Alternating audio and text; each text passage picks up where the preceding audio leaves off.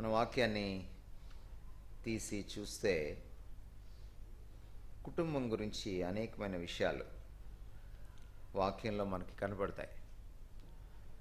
కుటుంబానికి దాని ప్రాముఖ్యతకు బైబిల్ పెద్దపీట వేసినట్టుగా మనం చూస్తాం. ఎందుకంటే కుటుంబం ఒక మానవ సమాజానికి ఆయువుపట్టు.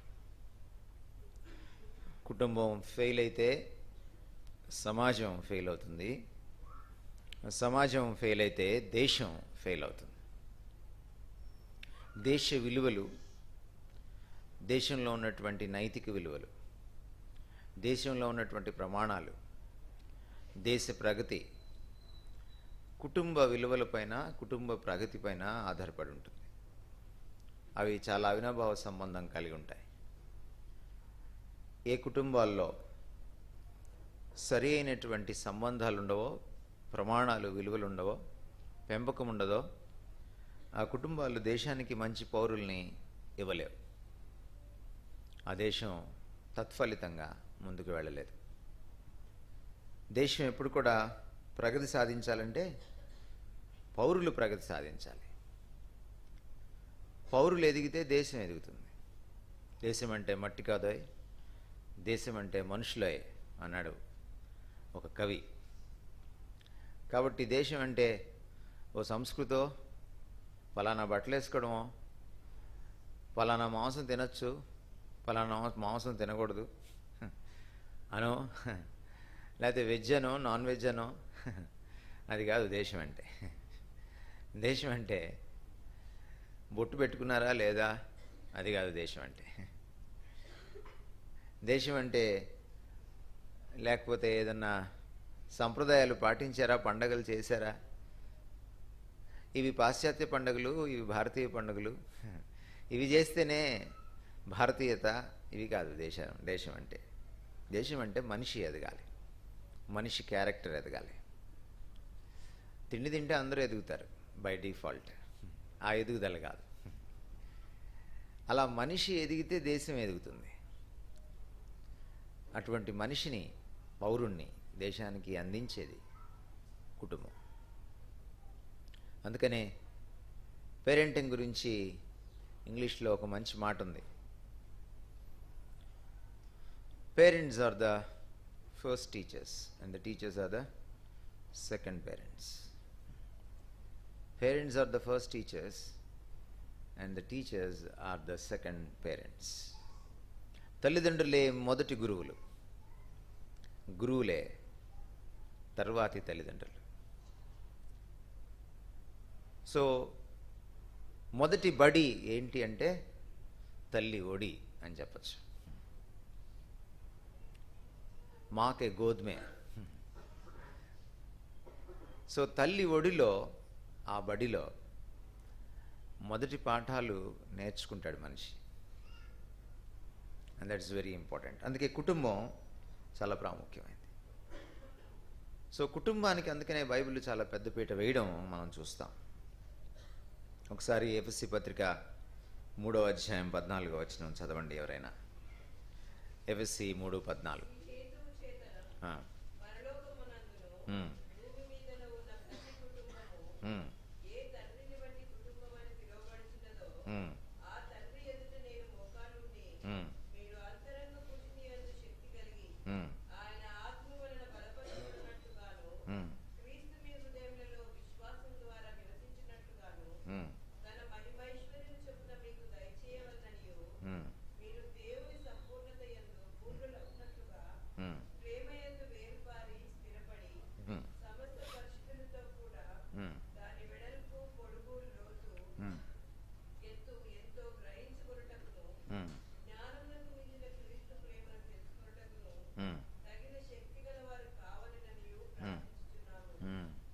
పెద్ద వచనం అది.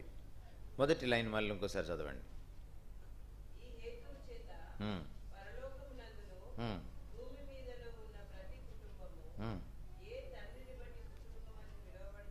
చాలు. ఏ తండ్రిని బట్టి, ఏ తండ్రిని బట్టి పిలువబడుచున్నదో అంటున్నాడు కదా. మిమ్మల్ని అడుగుతున్నాను నేను, ఏ తండ్రిని బట్టి?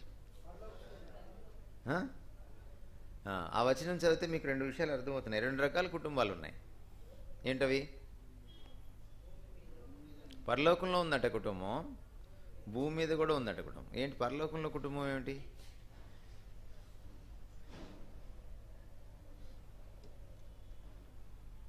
చెప్తారా నాకు పరలోకంలో కుటుంబం ఏంట?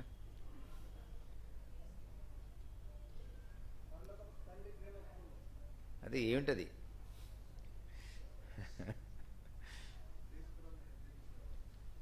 ఇంకా వెళ్ళలేదు కదా.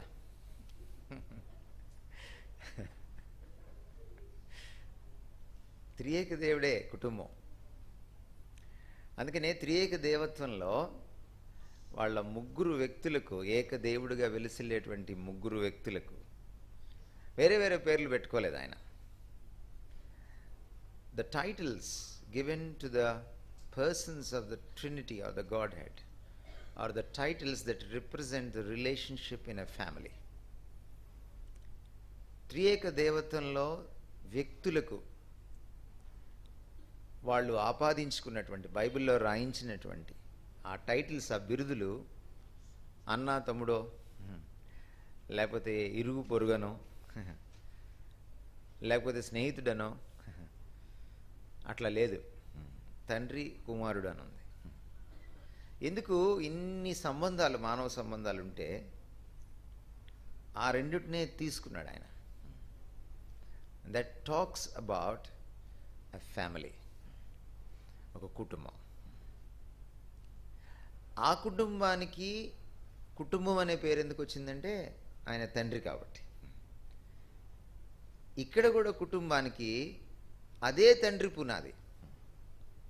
అందుకని ఏమన్నాడు, మళ్ళీ చదవండి.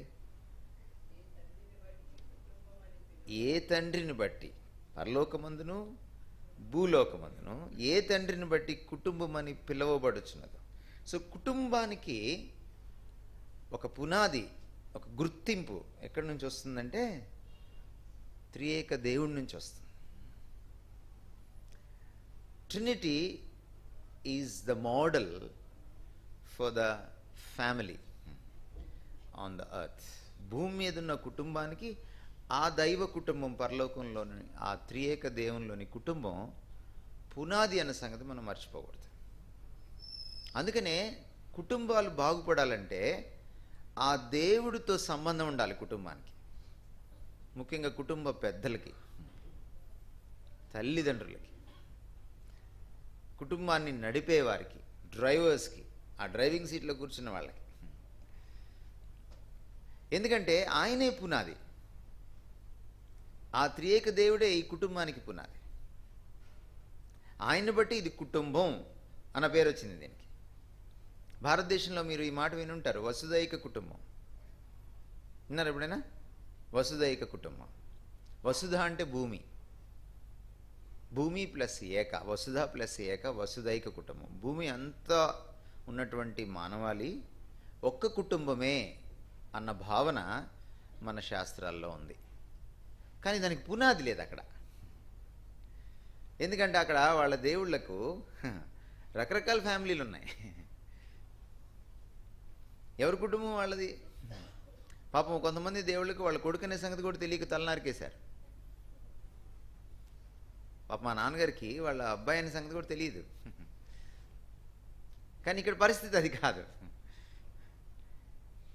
ఈ కుటుంబము వసుదైక కుటుంబం ఎప్పుడవుతుంది? ఆ కుటుంబం మీద ఈ కుటుంబాలు ఆధారపడ్డాయి కాబట్టి ఆ కుటుంబంలో ఏకత్వం ఉన్నప్పుడు ఈ కుటుంబాల్లో కూడా ఏకత్వం వస్తుంది. వసుధ మొత్తం భూమి అంతా కూడా ఉన్నవాళ్ళు ఒక కుటుంబంగా ఉండాలంటే వీళ్ళందరికీ ఒక పునాది ఉండాలి, వీళ్ళందరినీ కట్టిపడేసేటటువంటి ఒక అంశం ఉండాలి. లేదు అక్కడ దేవుళ్ళలోనే యూనిటీ లేదు. కానీ ఈయనున్నాడే ఈ బైబిల్ దేవుడు, ఈయనలో యూనిటీ. ఈయనలో డైవర్సిటీ ఉంది, కానీ ఈయనలో యూనిటీ ఉంది. అస్సలు శిస్సులు భిన్నత్వంలో ఏకత్వం ఎక్కడ ఉంటుందంటే ఒక్క క్రైస్తవ దేవుళ్ళలోనే ఉంటుంది, ఒక్క బైబిల్ దేవుళ్ళలోనే ఉంటుంది. మీరు రేపు 26వ తారీఖున మళ్ళీ వింటారు ఈ మాట, భిన్నత్వంలో ఏకత్వం అని, యూనిటీ ఇన్ డైవర్సిటీ అని. అసలు మానవాళిలో యూనిటీ ఇన్ డైవర్సిటీ రావడానికి, మానవ లోకంలోనే యూనిటీ ఇన్ డైవర్సిటీ రావడానికి భిన్నత్వంలో ఏకత్వం రావడానికి కారణము భిన్నత్వంలో ఏకత్వమైన ఈ దేవుడే. సో మానవ సంబంధాలన్నిటికీ, ముఖ్యంగా కుటుంబ సంబంధానికి, కుటుంబం అనే యూనిట్కి ఈయనే. అందుకనే చూడండి కుటుంబం ఎలా ఏర్పడిందో మీరు ఆదికాండంలోకి వెళ్ళి చూస్తే 2వ అధ్యాయం 18వ వచనం. నరుడు ఒంటరిగా ఉండటం మంచిది కాదు. ఎందుకు మంచిది కాదు నరుడు ఒంటరిగా ఉండట? మీరు అడగాలి కదా, ఏం ఒంటరిగా ఉంటే ఏమి? ప్రకాష్ అన్న కూడా ఒంటరిగా ఉంటున్నాడు కదా, ఏం ప్రాబ్లం ఏంటి? బేసికల్లీ నరుడు ఒంటరిగా ఉండడం మంచిది కాదు. ఎందుకని అంటే ఒంటరిగా ఉన్న దేవుడి పోలికలో నరుడిని చేయలే దేవుడు. చూడండి ఆదికాండం 1వ అధ్యాయము 26వ వచనం చదవండి. ఆ పదజాలం ఒకసారి చూడండి. మన అండర్లైన్ చేసుకోండి. మన పోలిక చొప్పున నరులను చేయదు. నా పోలిక చొప్పున నా స్వరూపమందు అనలేదు, మన పోలిక చొప్పున మన స్వరూపమందు. అంటే దేవత్వంలోనే ఒక బహుతత్వం కనపడుతుంది. అందుకని కిందకి వచ్చి చదవండి ఎంత అద్భుతంగా రాశాడో.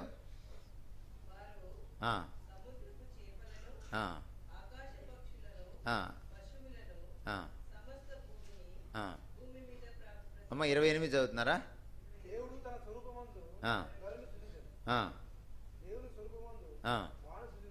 చూడండి అమ్మా, జాగ్రత్త చూడండి. ఆ భాష చూడండి ఎలా మార్పు చెందుకుంటూ వెళ్తుందో.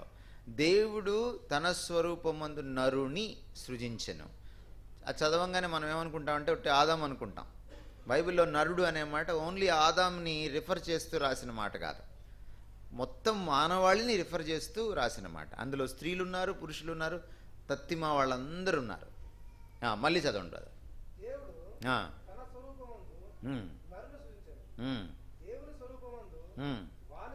చూడండి మళ్ళీ సింగులర్ రాశాడు అక్కడ, వాణిని సృజించను.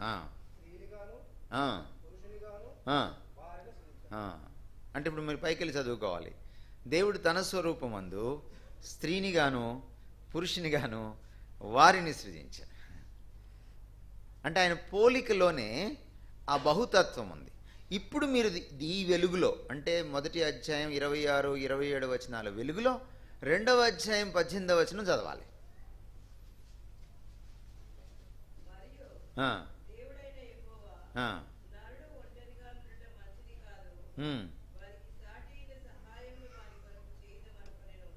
ఇది చాలామంది ఏమనుకుంటారంటే నరుడు అంటే ఆదాము అన్నిటినీ పిలిచి పేర్లు పెట్టి అవన్నీ జంటలుగా ఉండి తన పక్కన చూసుకుంటాడు, ఒక జంట లేకపోయేటప్పటికి ఫీల్ అయిపోయాడని చాలామంది చెప్తారు. సో అంత బుద్ధు కాదు ఆయన. ఆయన దేవుని పోలికలో పుట్టాడు కాబట్టి ఆయన బడుద్దాయిగా ఉండడు, బుద్ధులాగా ఉండడు. ఆయన తెలియగలిగిన వాడే. నిజానికి ఈ ప్రపంచం మీద అధికారాన్ని లేకపోతే ఏలుబడిని దేవుడు ఇద్దరికీ ఇచ్చాడు. మీరు 28వ వచనం తర్వాత చదివితే మీరు చూస్తారు, ఇద్దరికీ ఆ ఏలుబడిని ఇచ్చాడు. కనుక ఆదాము ఎందుకు ఒంటరిగా ఉండలేడు అంటే ఆదాము కుటుంబం కోసమే పుట్టాడు. ఎందుకని? ఒక కుటుంబమైన దేవుని బహుతత్వం కలిగిన, భిన్నత్వం కలిగినటువంటి, భిన్నత్వంలో ఏకత్వం కలిగినటువంటి భిన్నమైన వ్యక్తులుగా ఉంటూ ఏకదేవుడుగా ఉంటున్నటువంటి ఒక సమాజంగా, ఒక కుటుంబంగా ఉన్న దేవుని పోలికలో ఆదాముని సృజించుకున్నాడు. కాబట్టి సహజంగానే జంతువుల్ని చూడకపోయినా సరే ఆదాముకి వెలుగుతుంది, నా పక్కన ఎవరు లేరేంటి అని.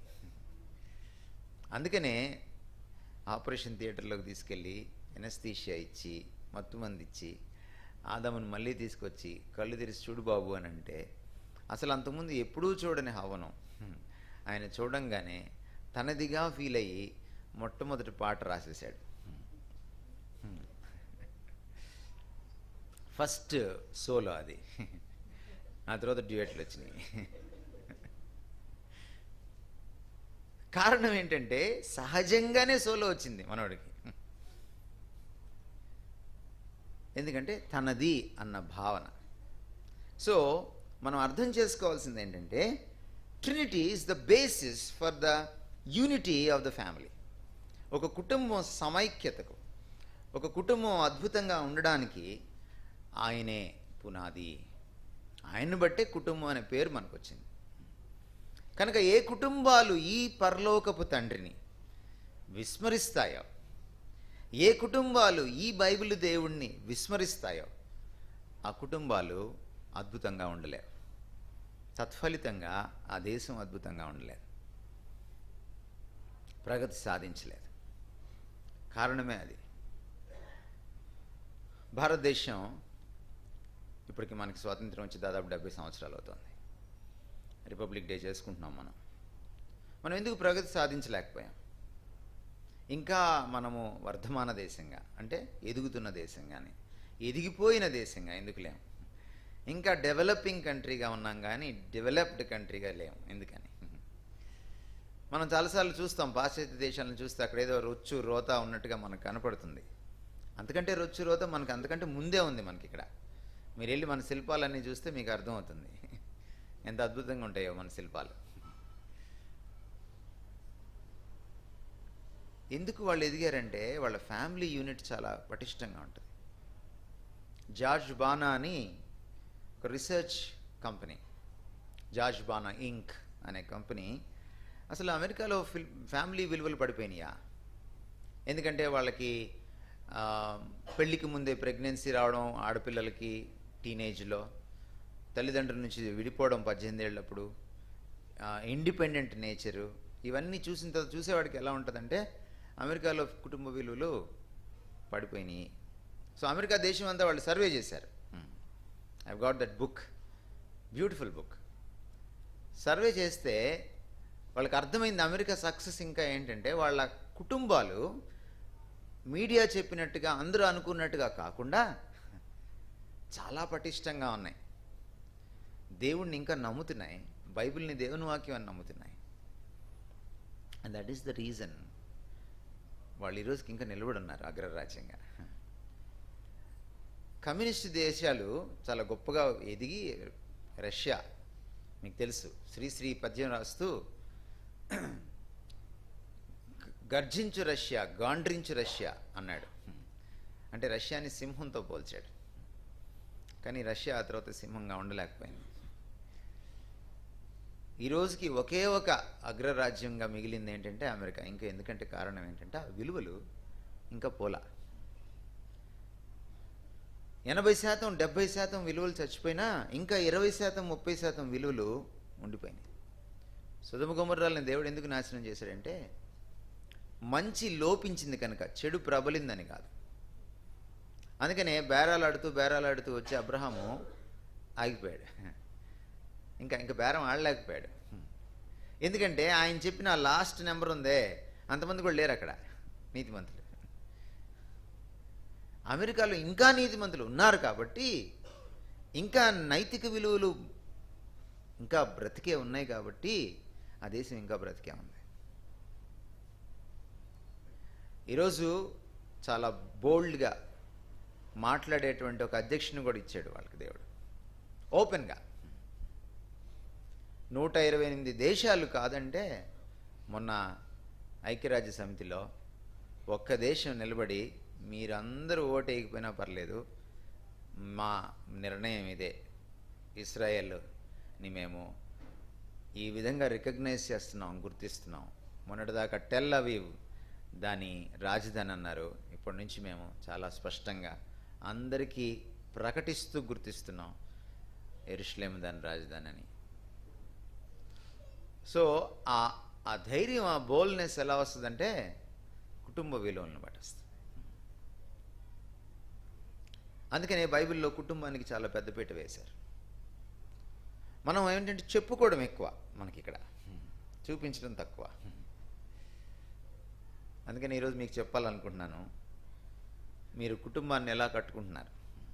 నేను చాలా విషయాలు చెప్పగలను, బట్ ఈరోజు నా సబ్జెక్ట్ కాదు అది. సో ఈ పునాదితోటి నేను ముందుకు వెళ్ళి తల్లిదండ్రులకు కొన్ని సూత్రాలు నేను ఈరోజు తెలియజెప్పాలనుకుంటున్నాను. పేరెంటింగ్ ప్రిన్సిపల్స్, పెంచడానికి అవసరమైన నియమాలు, సూత్రాలు తల్లిదండ్రులకు. Parenting principles. నెంబర్ 1, మన కుటుంబాన్ని మనము దేవుని చుట్టూ దేవుడి కేంద్రితంగా దేవుని యొక్క భయభక్తుల్లో మనం కట్టుకోవాలి అని అంటే మనకి ప్రమాణం ఇదే. దీన్నేదో మనము మోసుకుంటా తీసుకెళ్ళడం కాదు. లేకపోతే దీన్ని ఇంట్లో పెట్టి ఉదయాన్నే ఒక వచనం చదివించి, ఒక పేరా చదివించి, ఒక కీర్తన చదివించి, ఒక భజన చేసి 4:30కో 5:30కో ఫ్యామిలీ ప్రేయర్ పెట్టుకోవడం మాత్రం కాదు మనం చేయవలసింది. అసలు ఇదే మన పునాది. దేవుడు ఎవరో మనకు ఎలా తెలుస్తుందంటే బైబిల్ ఏంటో తెలిసినప్పుడు. బైబిల్ మాటే దేవుడి మాట. బైబిల్ చెప్పిందే దేవుడు చెప్పినట్టు. బైబిల్ని అర్థం చేసుకుంటే దేవుడిని అర్థం చేసుకోవచ్చు. దేవుని ముఖ చిత్రం మనకు బైబిల్లోనే కనపడుతుంది.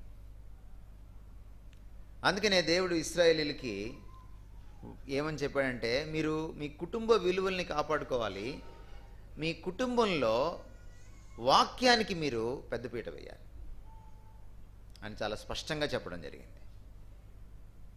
అందుకనే ఈరోజు మీ దృష్టికి ఒక 7 సూత్రాలని గబగబా త్వరగా మీ దృష్టికి నేను తీసుకురావాలని ఆశపడుతున్నాను. ఏమిటి ఆ 7 సూత్రాలు? Number 1, educate your child in God's word. మీ పిల్లల్ని దేవుని వాక్యంలో మీరు తర్ఫీదునివ్వాలి. ఎడ్యుకేట్ అనే మాట చాలా ప్రాముఖ్యమైన మాట. మనము చదివించడము అని అంటే మనం 10th క్లాస్ చదివించడమో, ఇంటర్మీడియట్ చదివించడమో, లేకపోతే డాక్టర్ ఇంజనీర్ని చేయడమో అని మనం అనుకుంటాం. ఎడ్యుకేషన్ అంటే అది కాదు. Education is the edification of the mind. Education అంటే ఏంటంటే మనస్సును పెంపొందింప చేయడం. ఎడ్యుకేషన్ అంటే కేవలం సమాచారాన్ని ఇచ్చేది కాదు. ఎడ్యుకేషన్ అంటే కేవలం మార్కులు తెచ్చుకునేది కాదు. ఎడ్యుకేషన్ అంటే కొన్ని విషయాల్ని తెలిసేలా ప్రబోధించేది, నేర్పించేది. చక్కటి మాట అది తెలుగులో. నేర్పించడం ఎడ్యుకేషన్. ఇలా ఉండాలి, ఇలా ఉండకూడదు, ఇలా ఉంటే ఇది నష్టం, ఇలా ఉండకపోతే ఇది నష్టం, ఇలా ఉంటే ఇది లాభం, ఇలా ఉండకపోతే ఇది లాభం అని తెలియచెప్పేది, అర్థమయ్యేలా నేర్పించేది, నూరిపోసేది. అది ఎడ్యుకేషన్ అంటే. ఎడ్యుకేషన్ అంటే 4 గోడల మధ్యలో కూర్చోబెట్టి రుబ్బించడం కాదు ఎడ్యుకేషన్ అంటే. చాలామంది టీచర్స్ ఉన్నారు, నేను చెప్పేది అర్థమవుతుంది అనుకుంటున్నాను నేను. ఇది రుబ్బుడు పత్రం కాదు. మా ఆంధ్రాకి వస్తే మీకు కొన్ని బోర్డులు కనపడతాయి, ఇక్కడ రుబ్బింగ్ చేయబడును అని ఉంటుంది. అది తెలుగో ఇంగ్లీషో నాకు అర్థం కాదు. ఇక్కడ రుబ్బింగ్ చేయబడును. నేను అనుకుంటాను అప్పుడప్పుడు ఆ బోర్డు దొంగిలించి తీసుకెళ్ళి ఏ ఫ్రీ చైతన్య దగ్గరో, ఏ పారాయణ దగ్గరో బయట ఆ బోర్డు తగిలించి రావాలని నాకు అనిపిస్తుంది. అదే బోర్డు దొంగిలించి ఇక్కడ రుబ్బింగ్ చేయబడను. ఆ రుబ్బింగ్ సిస్టము మన సండే స్కూల్లో కూడా వచ్చేసింది.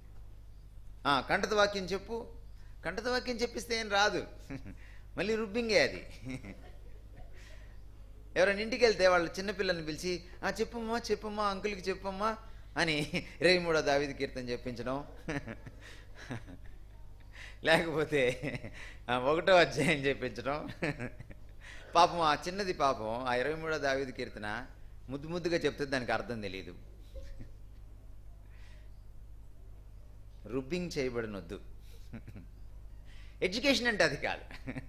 ఎడ్యుకేషన్ అంటే తలకాయకి అర్థం కావాలి, జీర్ణించుకోవాలి, నరనరాల్లోకి ఎక్కించుకోవాలి, నేర్చుకోవాలి. That's education. చదవండి ఒకసారి ద్వితీయోపదేశంలో ఉన్న మాటలు 6వ అధ్యాయం 6 నుంచి 8 వరకు.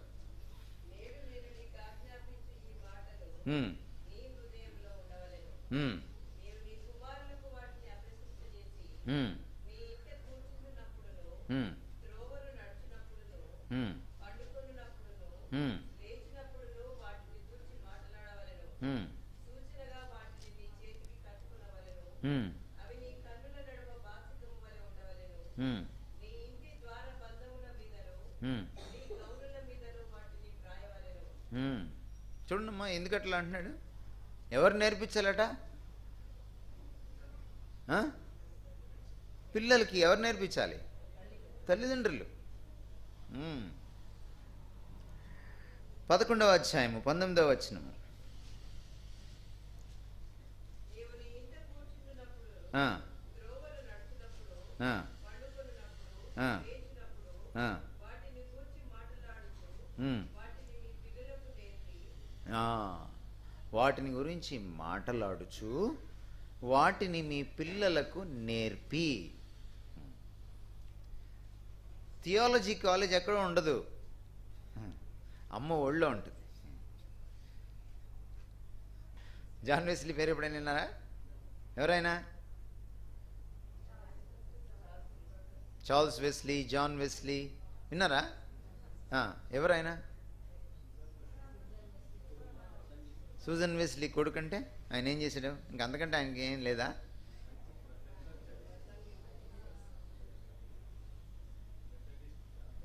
మెథడిస్ట్ చర్చ్ని స్థాపించాడు. జాన్ వెస్లీ ప్రసంగాలు చేస్తుంటే విప్లవాలు ఆగిపోయినాయి. విప్లవాలు, అది చరిత్ర. ఫ్రెంచ్ విప్లవం, కమ్యూనిస్ట్ విప్లవం అగ్నిలాగా వ్యాపిస్తూ ఉంది ఆ రోజుల్లో. ఖండాలను ఖండాంతరాల్లోకి వెళ్ళి వ్యాపిస్తుంది, ప్రతి దేశాన్ని కబలిస్తోంది.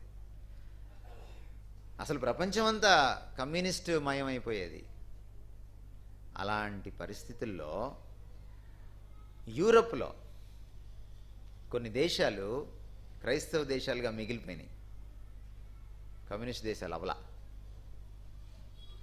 చాలా దేశాలు దేవుళ్ళు లేడనే పరిస్థితికి వచ్చేసినాయి.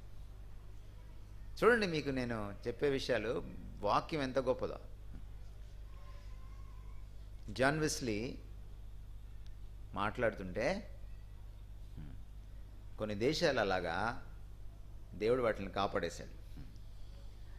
ఆ అగ్ని లోపలికి రాల, ఆ విప్లవాగ్ని, ఆ ఫ్రెంచ్ విప్లవాగ్ని, ఆ కమ్యూనిస్టు విప్లవాగ్ని లోపలికి రాల. ఎందుకంటే ఈ వాక్యాగ్ని ఇంకా గొప్పది. జాన్ వెస్లీ అంతటి వాడు అవడానికి కారణం ఏమిటంటే వాళ్ళ అమ్మ సూజన్న. ఆమెకి 22 మంది పిల్లలు. మీకెంత లింగు మనం ఒకడో ఇద్దరు. దానికే కింద మీద పడిపోతున్నారు మీరు. 22 ఆసనాలు వేస్తున్నారు మీరు ఒక పిల్లోడికి. ఆమె 22 మంది పిల్లల్ని ఆమె ఆసనాలు వేయించింది.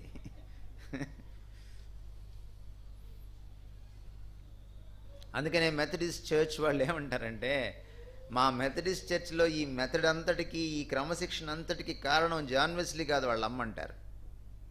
She is called the mother of Methodism. Mother of Methodism. ఒక తల్లి ఎంత అద్భుతమైన పనులు చేయగలదు. మీరు అనుకుంటున్నారు ఉద్యోగం చేస్తేనే గొప్ప, మహిళకు మహిళా సాధికారత అప్పుడే వస్తుంది అని మీరు అనుకోవచ్చు. ఇంట్లో బోర్ కొడితే వెళ్ళి చెయ్యండి, పర్లేదు. వెళ్ళి కాస్త షాపింగ్ చేసి అవి చేసి రండి, కాదనట్లేదు. కానీ mother can do a lot. Parents ఎంత చేయగలరు? ఎక్కడి నుంచి వచ్చింది? ఇదే కారణం. ఒక మోసెస్ అంత గొప్పవాడు అవడానికి కారణం, సొంత తల్లి దొంగ తల్లిగా అతని దగ్గరికి రోజు వెళ్తూ అంతఃపురంలో బ్రతికింది ఐగుప్తు అంతఃపురంలోనైనా, పెరిగింది హెబ్రీ విలువలతో. అందుకనే పెద్దవాడైన తర్వాత హెబ్రీను కాపాడడానికి మరొకడిని చంపాడు. ఎట్లా? ఇది ఎలా? ఆ ఒక్క ఇన్సిడెంట్ మనకేం చెప్తుందంటే, వాళ్ళమ్మ ఎంతగా నూరిపోసిందో అతనికి. ఆ పాలు ఇవ్వడానికి వెళ్ళినప్పుడల్లా అసలు తల్లే, కానీ మారు తల్లిలాగా మారువేషంలో వెళ్ళింది. పేరెంటింగ్. దేవుని వాక్యం చాలా ప్రాముఖ్యం. దేవుని వాక్యాన్ని అందుకనే ముందు మీరు తల్లిదండ్రులు అవపోసన పట్టాలి. ముందు మీరు జీర్ణించుకోవాలి. ఎప్పుడట? కూర్చున్నప్పుడు, లేచినప్పుడు, నడిచేటప్పుడు వాళ్ళతో మాట్లాడుతుండాలట. అదేం మాట్లాడతారు మీరు? సెల్ ఫోన్ గురించి, ట్యాబ్ గురించి కాదు, షాపింగ్ గురించి, ఇంక దేని గురించో కాదు. దేని గురించి మాట్లాడతారు? వాక్యం.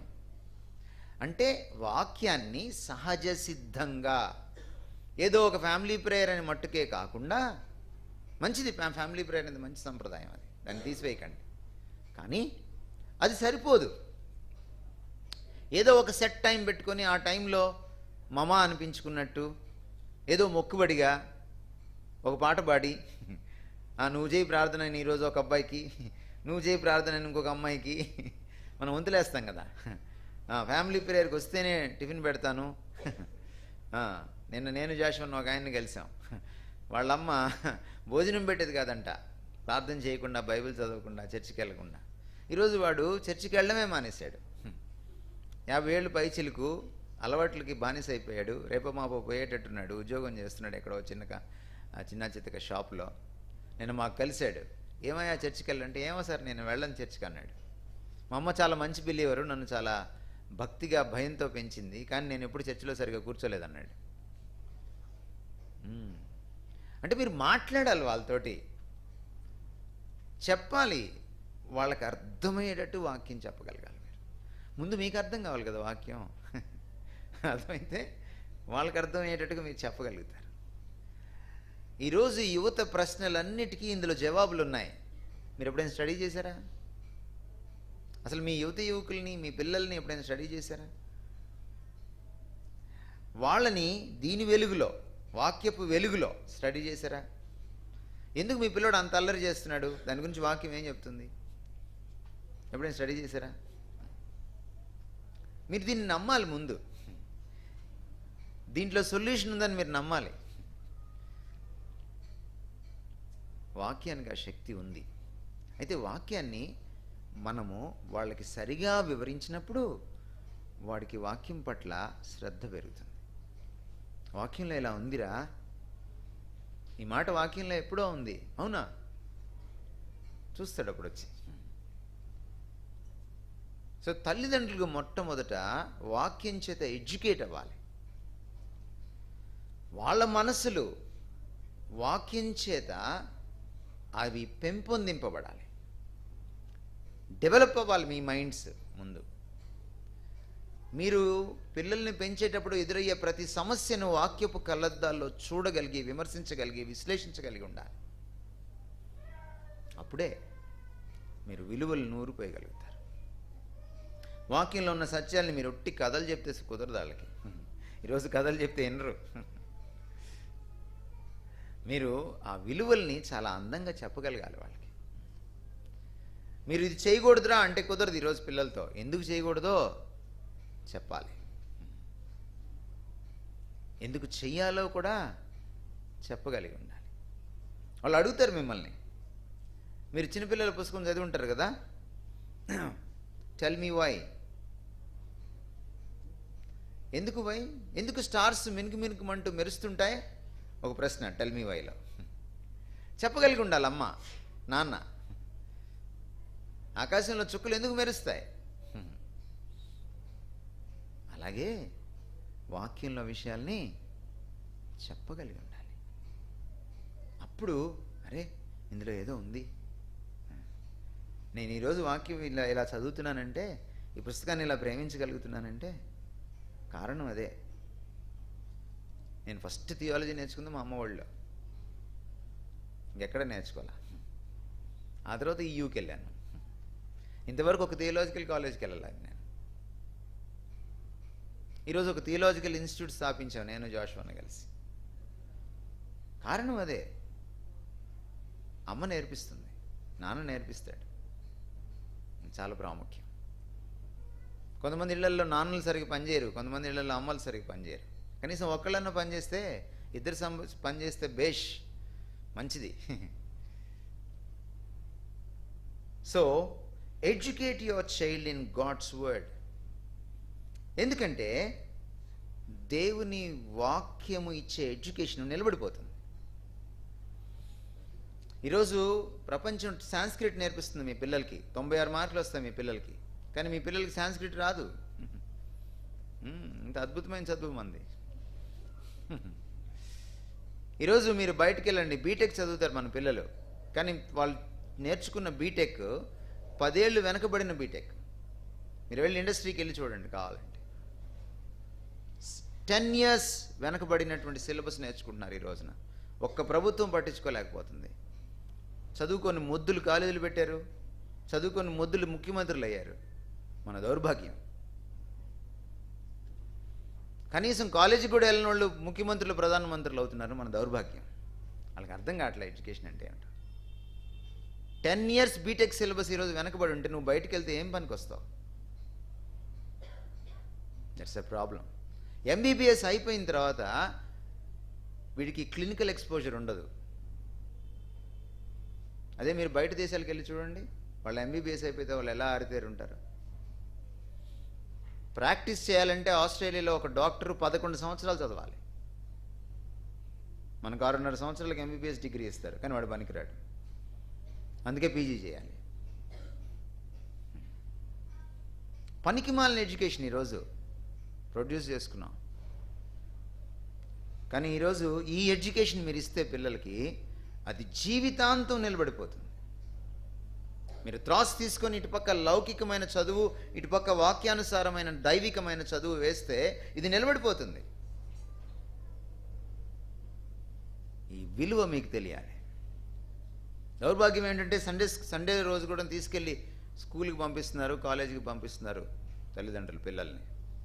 చెప్పలేకపోతున్నారు, సండే మేము రాంగ్, ఎగ్జామ్ పెట్టమమ్మా, ఎగ్జామ్ పోతుందమ్మా, పర్లేదు పోతే పోయింది. చెప్పగలరా? పోనీ ఎవడ పెట్టమన్నాడు నేను సండే? ఎక్కువ మాట్లాడాడు అనుకోండి, యూ కెన్ రిపోర్ట్. ఎందుకంటే సండే కాలేజ్ పెట్టకూడదు, అది నేరం. ఇంకా భారతదేశంలో ఇంకా నేరమే అది. Priority to the education, Christian education, biblical education. వాక్యానుసారమైన చదువు నూరిపోయడానికి మనము ప్రయారిటీని ఇవ్వాలి. ఇచ్చినప్పుడు అది అద్భుతంగా ఉంటుంది. మీరు అనుకోవచ్చు, మీరు మీ పిల్లలు అనుకోవచ్చు, మీరు మీ పిల్లలు కాదు కుటుంబం అంటే. మీ కుటుంబం ఒక దేశం. ఒక దేశానికి నెక్స్ట్ జనరేషన్ ఇస్తున్నారు మీరు. గుర్తుపెట్టుకోండి. తల్లిదండ్రులు ఫెయిల్ అయితే ఒక జనరేషన్ ఫెయిల్ అవుతుంది. గుర్తుపెట్టుకోండి. ఒక జనరేషన్ ఫెయిల్ అయితే ఆ తర్వాత కొన్ని జనరేషన్స్ ఫెయిల్ అవుతాయి. ద్వితీయోపదేశకాండం 29:29 ఒకసారి చదవండి. ద్వితీయోపదేశకాండం 29:29.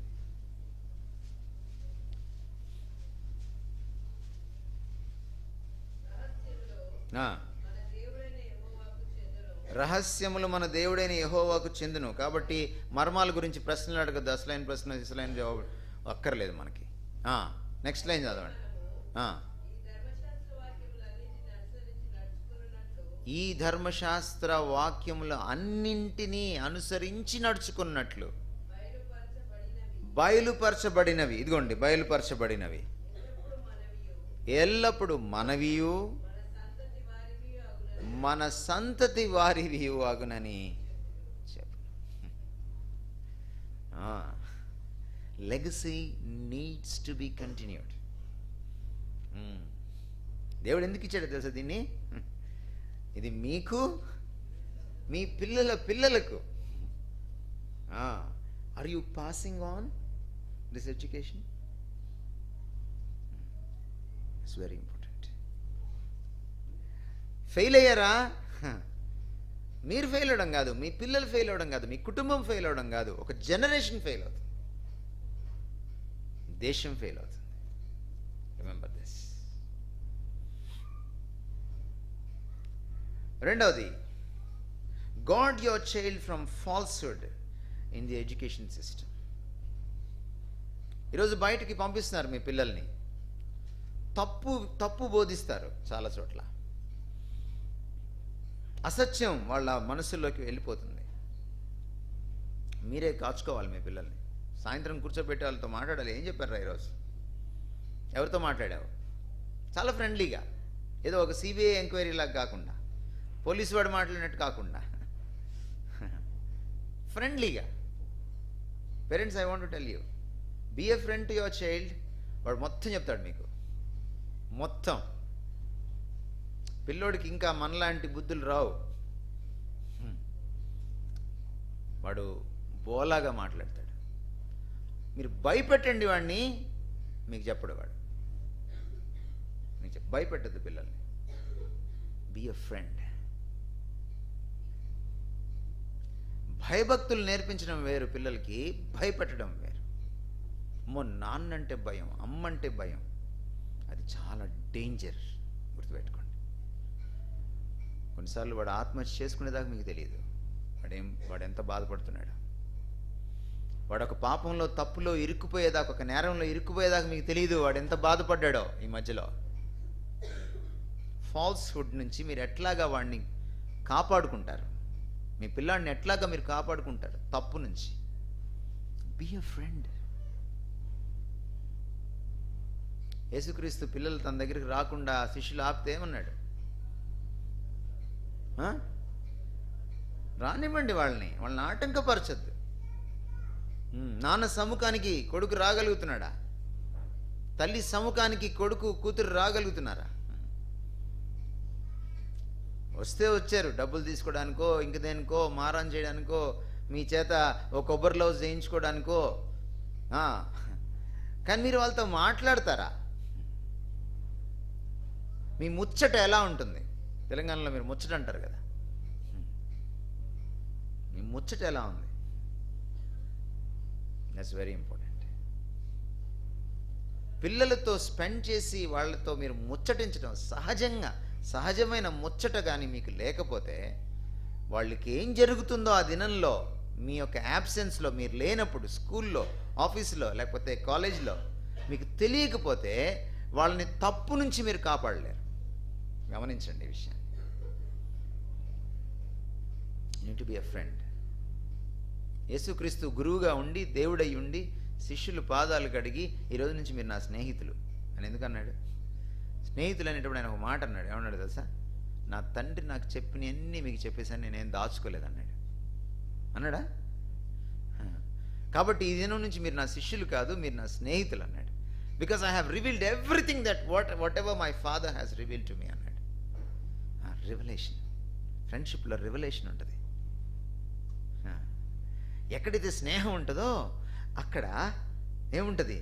మనసుని పంచుకోవడం ఉంటుంది. గుర్తుపెట్టుకోండి. మీ పిల్లలకి మీరు ఎంత స్నేహంగా ఉన్నారనేది, మీ పిల్లలు ఎంత ట్రాన్స్పరెంట్గా మీతో మాట్లాడుతున్నారనే దాని మీద ఆధారపడి ఉంటుంది. అది టెస్ట్, అది అగ్ని పరీక్ష, అది యాసిడ్ టెస్ట్. మీ పిల్లలు మీకు ఏదైనా చెప్పడానికి భయపడుతున్నారా? Then you are not a good friend of your child. Please understand this. ఊరికే గదమాయించడానికే కాదు నాన్నంటే, అమ్మంటే. వాడిని కూర్చోబెట్టుకొని మాట్లాడాలా. మాట్లాడేటప్పుడు మీ భాషలో మాట్లాడకూడదు,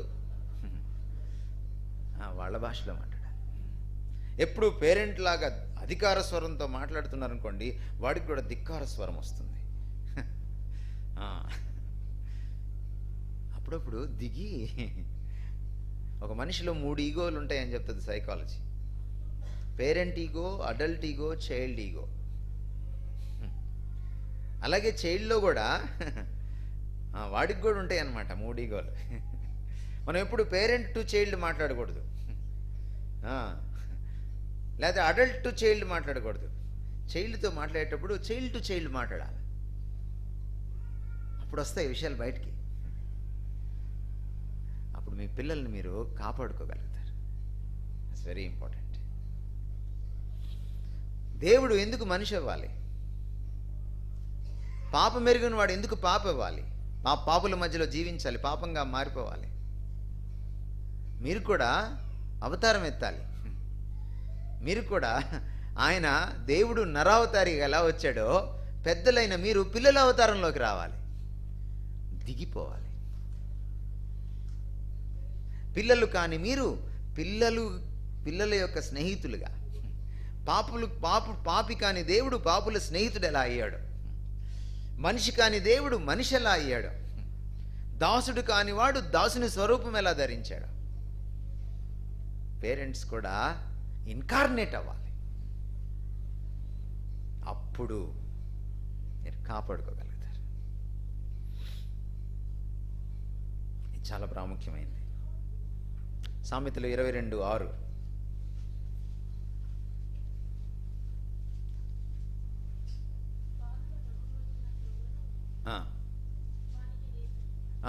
చిన్నప్పుడే వాడికి విలువలను మీరు నూరిపోయాలి. ఇది తప్పు అని చెప్పాలి వాడికి. రోమాపత్రిక 12:2.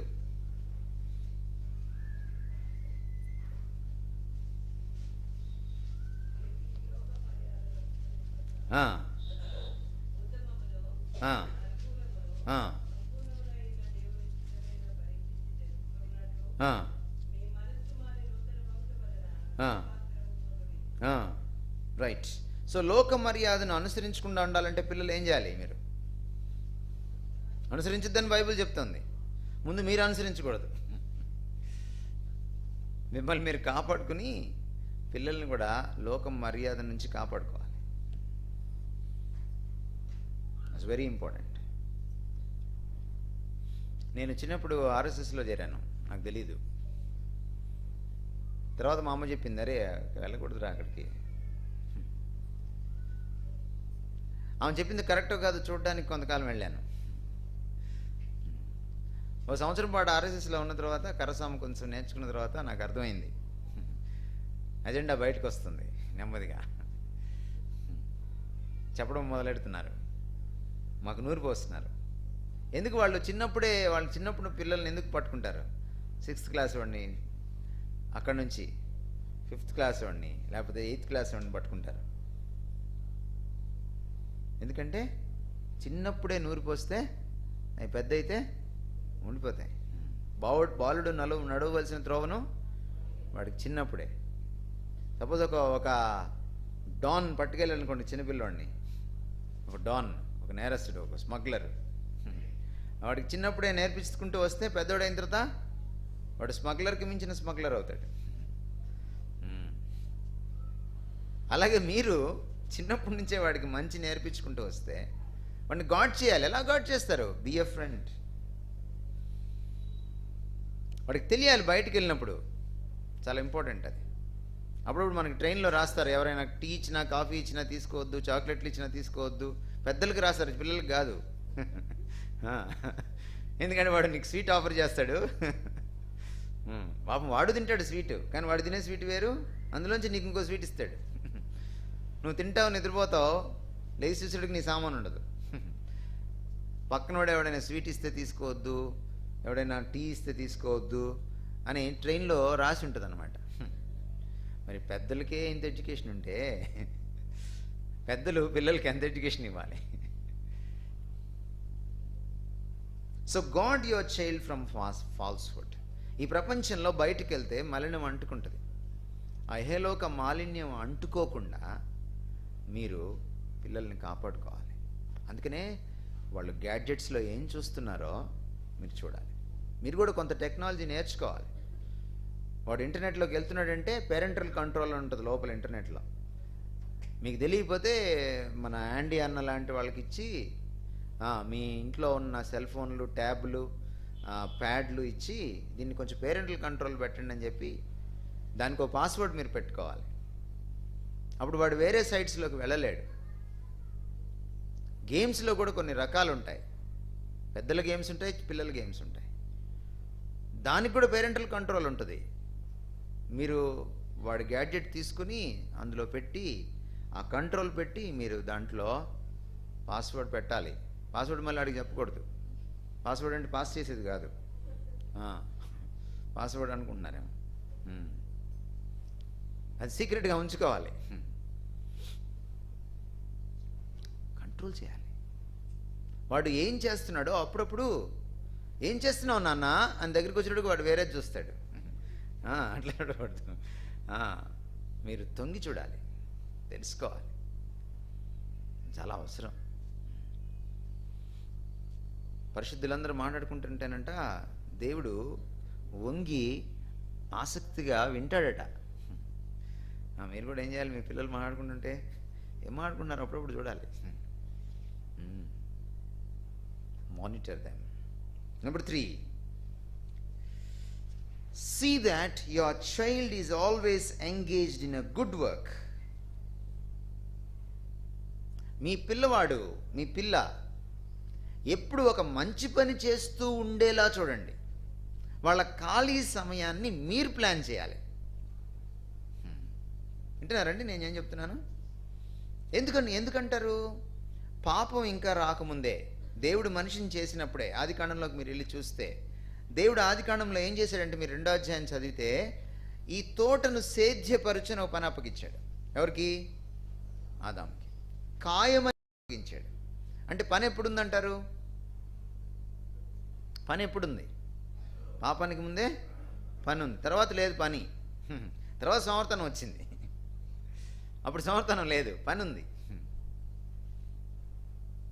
అందుకనే పరలోకంలో కూడా పని ఉంటుంది అనుకుంటాను నేను. పని పాట లేకుండా ఉన్నాం పరలోకంలో, తప్పకుండా దేవుడు పని అప్పగిస్తాడు. ఎందుకంటే యేసుప్రభు ఒక మాట అంటాడు, ఏంటి నువ్వు విశ్రాంతి దినం పని చేస్తున్నావు అని అంటే, నా తండ్రి ఇంకా నువ్వు పని చేయుచున్నాడు అంటాడు యేసుప్రభు. గుర్తుందా మీకు ఈ మాట? నా తండ్రి ఇంకను పని చేయొచ్చు అంటే మన దేవుడు సోమరివాడు కాదు. ఆయన విశ్రాంతి దినం కూడా పనిచేస్తాడు. విశ్రాంతి దినం కూడా ఆయన జంతుజాలాన్ని, వృక్షజాలాన్ని కాపాడుతాడు. విశ్రాంతి దినం కూడా ఆయన మనకి ఊపిరిని, జీవమును, సమస్తమును దయచేస్తాడు. విశ్రాంతి దినం కదా, ఈరోజు నేను రెస్ట్ తీసుకుందాం, మన వాళ్ళందరికీ ఊపిరి కట్టానంటే విశ్రాంతి దినం అంటే చాలామందికి ఏంటి తెలుసా? విశ్రాంతి, అది వాళ్ళకి రావడం, ఆరాధన చేయడం, బాగా మాంసం ఆరగించి బొజ్జోడం, అట్లా అనుకుంటారు విశ్రాంతి దినం అంటే. కాదు, నా దేవుడు, నా ప్రభువు, నా తండ్రి ఇంకనూ పని చేయొచ్చున్నాడు. అంటే మన దేవుడు పని చేసే దేవుడు. కాబట్టి ఆయన పోలికలో పుట్టిన నీ పిల్లాడు ఎందుకు ఖాళీగా ఉంటాడు? ఎందుకుంటాడు ఖాళీగా? వాడిని ఖాళీగా పెట్టి ఆఫీస్కి వెళ్ళరా, ఇల్లు పీకి పందిరేస్తాడు. ఎందుకు వేస్తాడు ఇల్లు పీకి పందిరి? వాడిని ఖాళీగా ఉంచావు నువ్వు. సో నా 3వ సూత్రం ఏంటంటే, తల్లిదండ్రులకి పిల్లల యొక్క ఖాళీ సమయాన్ని మీరు మంచి పనులతో ప్లాన్ చేయాలి. Plan them. వాళ్ళకి మీరు ఒక పని అప్పగించండి. Give them a good work so that they will not indulge in the bad work. వాళ్ళకు మంచి పని మీరు ఎప్పుడైతే అప్పగించి వాళ్ళకు ఒక వ్యాపకం, మంచి వ్యాపకం ఇస్తారో, వాళ్ళు చెడు వ్యాపకాల్లోకి వెళ్ళరు, లేనిపోని పనులు చేయరు వాళ్ళు. అది తల్లిదండ్రుల తప్పు. వాళ్ళని ఎప్పుడు కూడా ఒక మంచి పని ఇచ్చి, కొన్నిసార్లు పిల్లలు మారాన్ చేస్తుంటారు. వాడికి సెల్ ఫోన్ ఇవ్వకపోతే కింద పడి దొల్లాడడం, సెల్ ఫోను మళ్ళీ ఇవ్వంగానే ఏడుపు ఆపేయడం, నీళ్లు మట్టుకు రావు. జాన్ వెస్లీ వాళ్ళ అమ్మ ఒక సూత్రం పెట్టింది. తల్లిదండ్రులు సూత్రాలు పెట్టాలి, పిల్లలకి నియమాలు పెట్టాలి. ఒక నియమం ఏంటో తెలుసా?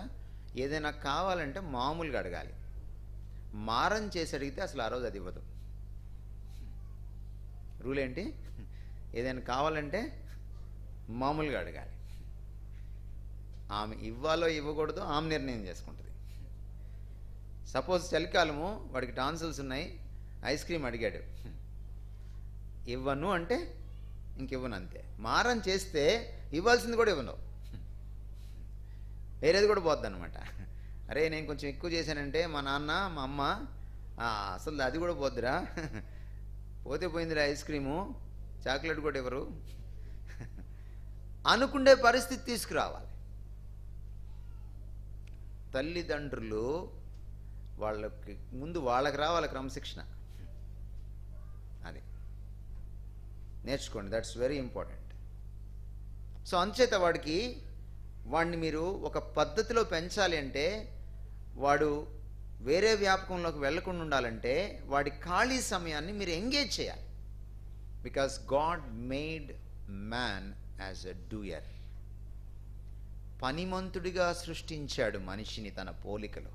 ఆయన పని చేసేవాడు. విశ్రాంతి దినమును కూడా ఆయన పని చేస్తాడు, కనుక మనల్ని కూడా పని చేయమంటున్నాడు. పని చేసే ఆయన పోలికలో సృష్టించుకున్నాడు. కాబట్టి చిన్నపిల్లాడిని ఖాళీగా వదిలేస్తే వాడు పని చేయకుండా ఉండలేడు. అప్పుడప్పుడు తల్లిదండ్రులు తిడుతుంటారు, కూర్చోలేవా ఒక దగ్గర అని తిడుతుంటారు. అవును, కూర్చోలేను, నేను దేవుని పోలికలో పుట్టాను, ఒక చోట కూర్చోలేను. నేను పనివంతుడిని, నీలాగా సోమరుణ్ణి కాదు. నేను అలా సతికిలు పడి కూర్చొని టీవీ సీరియల్ చూడలేను.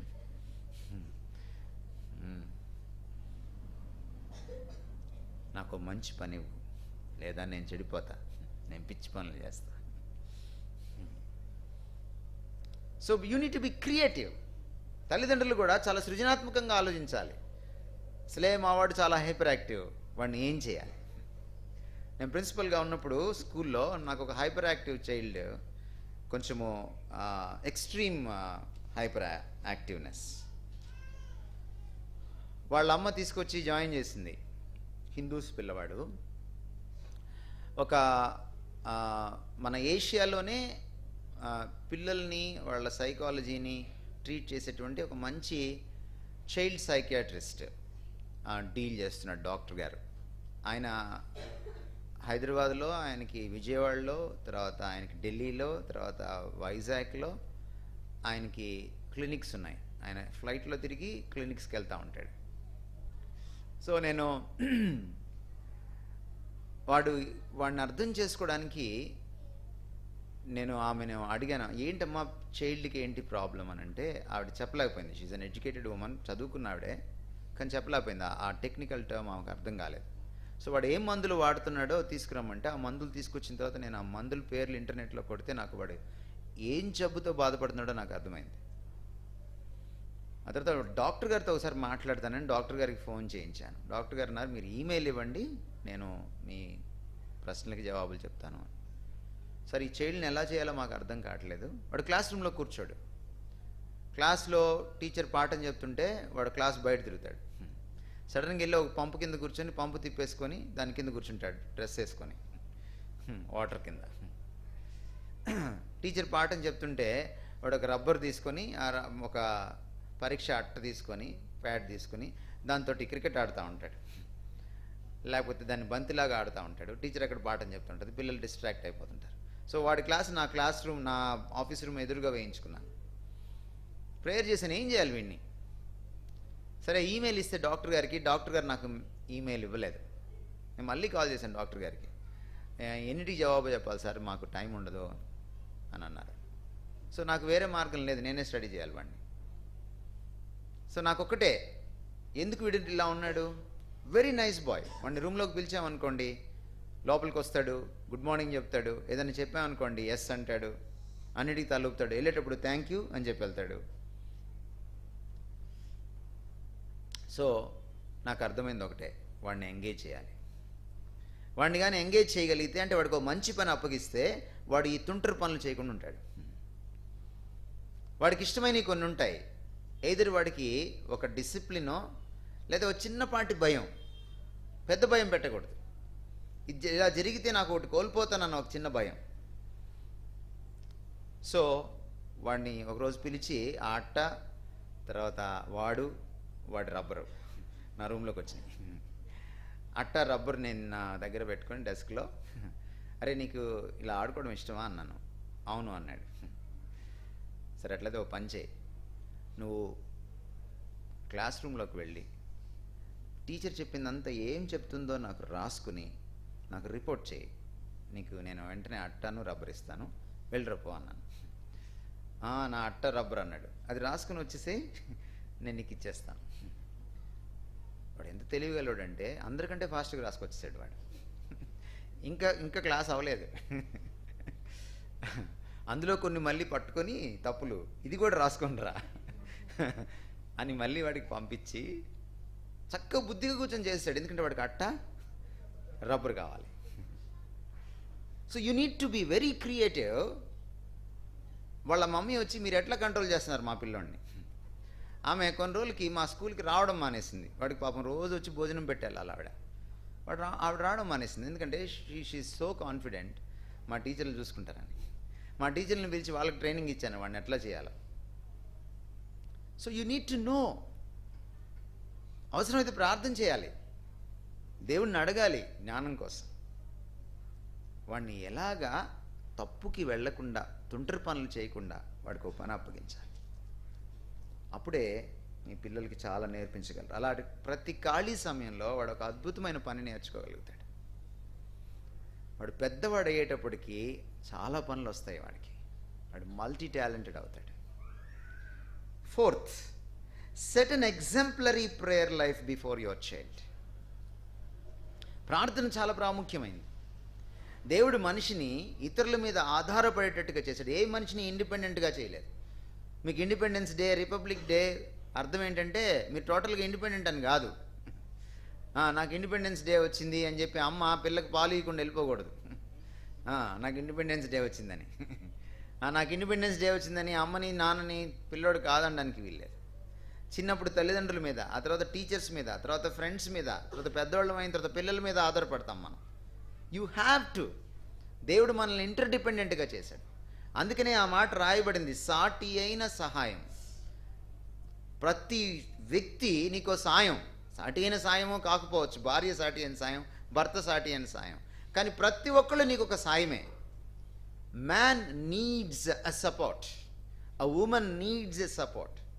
God made us interdependent. దేవుడు ఒక్కడే totally independent.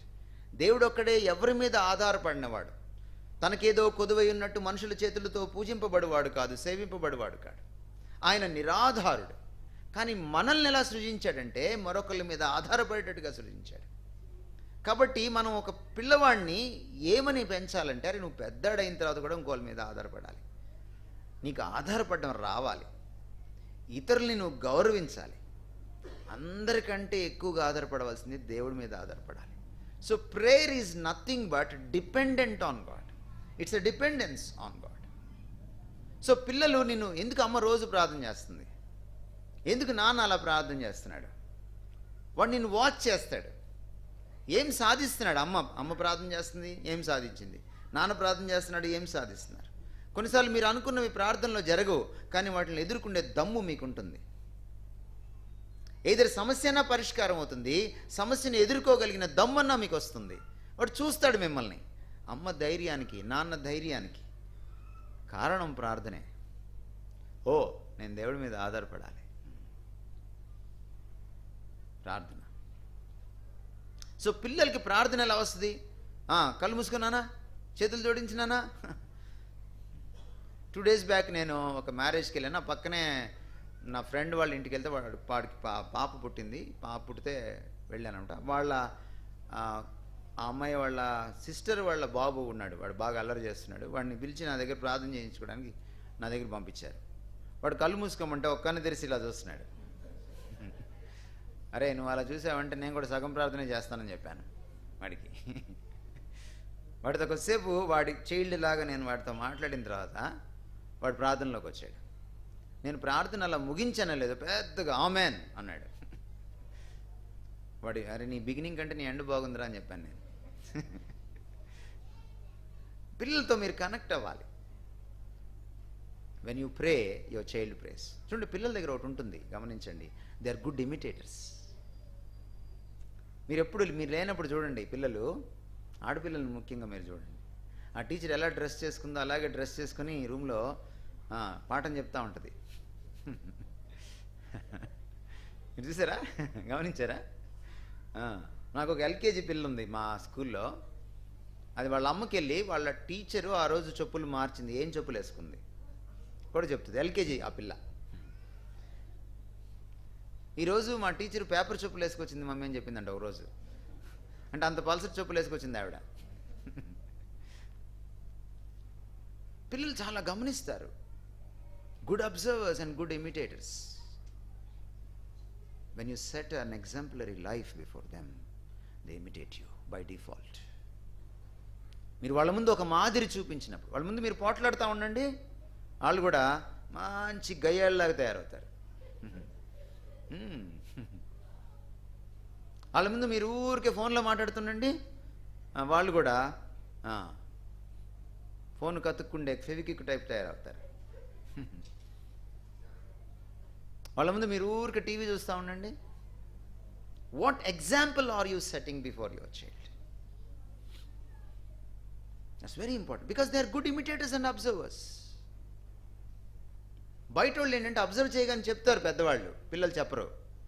They take it, వాళ్ళు హృదయంలోకి తీసుకుంటారు, అదే రేపొద్దున చేస్తారు. మీరు అప్పుడప్పుడు చూస్తుంటారా టీవీల్లో, లేకపోతే మీ పక్కింట్లో, ఎదురింట్లో, మీ చుట్టాలు వాళ్ళ ఇళ్లలో పిల్లలు ఆరిందల్లా మాట్లాడుతుంటారు. అది పిల్లల గొప్పతనం కాదు, అది తల్లిదండ్రుల దౌర్భాగ్యం. వాళ్ళకి అంత పెద్ద పెద్ద మాటలు ఎట్లా వచ్చాయి అనుకుంటున్నారు? తల్లిదండ్రులు ఒక డిసిప్లిన్ పాటించలా. వాళ్ళు మాట్లాడుకుంటున్నప్పుడు పిల్లల దగ్గర ఉండకూడదు. పెద్దల విషయాలు మాట్లాడుకుంటున్నప్పుడు పిల్లలు పెద్దల దగ్గర ఉండకూడదు. గుర్తుపెట్టుకోండి ఎప్పుడైనా. చిన్నపిల్లలకి పెద్ద మాటలు ఎట్లా వస్తున్నాయి? They pick up very fast. Pick up చేసేస్తారు వాళ్ళు. నువ్వు మాట్లాడే పెద్ద పెద్ద మాటలు చిన్న పిల్లల నోట్లోకి వచ్చేస్తాయి. How come? వాళ్ళంత క్విక్ లెర్నర్స్, క్విక్ గ్రాస్పర్స్, అంత చక్కగా గ్రహించేస్తారు వాళ్ళు. నేను ఉమ్మడి కుటుంబంలో పెరిగాను. మా నాయనమ్మ 13.5 సంవత్సరాల మంచం మీద ఉండి పక్షవాతంతో బాధపడుతూనే ఆవిడ ఇల్లంతా మెయింటైన్ చేసింది. నాకు ముగ్గురు అత్తలు అక్కడే ఉండేవాళ్ళు. మా నాన్నగారు, మా అమ్మగారు వెళ్ళి వస్తుండేవారు ఉద్యోగానికి, విదేశాలకు కూడా వెళ్ళొచ్చారు. చాలా వాళ్ళ యాబ్సెన్స్లో చాలా కాలం ఉన్నాం. మా ఇంట్లో ఒక రూల్ ఏంటంటే, పెద్ద ఇల్లు, రూల్ ఏంటంటే పెద్దలు మాట్లాడుకుంటామంటే పిల్లలు ఆ చివరికి వెళ్ళిపోవాలి. దరిదాపుల్లో కనపడితే ఏం లేదు, అయిపోయామే. అందరిని ఒక రూమ్లో వేసి 4 తన్ని రూమ్ తాళం వేస్తారు. కాబట్టి పెద్దలు మాట్లాడుకున్నప్పుడు దగ్గరికి వెళ్ళకూడదు. మేము పెరిగి పెద్దవాళ్ళం అయిన తర్వాత కూడా మా కులం ఏంటో తెలియదు. వాళ్ళు మాట్లాడుకున్నారు లేదు కూడా ఈరోజు మాకు తెలియదు. పెద్దలు చాలా మాటలు మాట్లాడుకుంటారు. మా ఇంట్లో పాపం ఒక అంకుల్కి ఏదో నిక్నేమ్ పెట్టుకున్నారు, గుండు బచ్చా అని. మా కజిన్ ఒక అమ్మాయి ఉంది, చాలా క్విక్ గ్రాస్పర్. ఎట్లా పట్టేసిందో, ఎటు తిరుగుతా ఎటు వెళ్తా పట్టేసిందో, ఈ రూల్ అధిగమించేసి మొత్తానికి పట్టేసింది.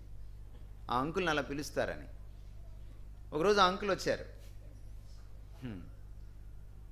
అంకుల్ మీరే కదా గుండు బచ్చా అంటే అంది. వెంటనే వీళ్ళందరూ అవాక్కైపోయి ఏం చేయాలో అర్థం కావట్లేదు వీళ్ళకి. స్థానులాగా నించుండిపోయారు. ఆయన బ్యాంక్ ఆఫీసరు, ఫ్యామిలీ ఫ్రెండ్, పాపం ఆయనకు నిక్నేమ్ పెట్టుకున్నారని ఆయనకు తెలియదు. స్టాండ్ స్టిల్ అయిపోయింది ఇంట్లో. ఎట్లుందంటే అందరూ విగ్రహాల్లాగైపోయి అలా చూస్తున్నారు ఒక్కసారిగా. నాకు తెలుసులేండి మీరు నన్ను ఈ పేరుతో పిలుస్తున్నారని అన్నాడు పాపం ఆయన. జాగ్రత్త, పిల్లలు మిమ్మల్ని బుక్ చేస్తారు. అదే మీరు మోకరించి ప్రార్థన చేస్తూ ఉంటే పిల్లలు మిమ్మల్ని చూసి నేర్చుకుంటారు. పిల్లలకి నేర్పించకండి, చూపించండి, వాళ్ళే నేర్చుకుంటారు. ఏం చూస్తారో అది నేర్చుకుంటారు. Set an example. 5వ విషయం, help your child discern what he watches or listens or reads, because eye is so powerful. కన్ను చాలా చాలా ప్రాముఖ్యమైంది దేహంలో. కంటి ద్వారా లోపలికి వెళ్ళే విషయాలు మనిషిని బాగైనా చేస్తాయి, నాశనమైనా చేస్తాయి. చాలా ప్రాముఖ్యమైంది. మత్తయి సువార్త 6వ అధ్యాయంలోకి ఒకసారి రండి. యేసుక్రీస్తు వారు అన్న మాటల్ని మీకు నేను జ్ఞాపకం చేస్తాను. కంటి గురించి ఆయన ఏం మాట్లాడుతున్నాడో మీరు ఒకసారి చూడండి. అమ్మా,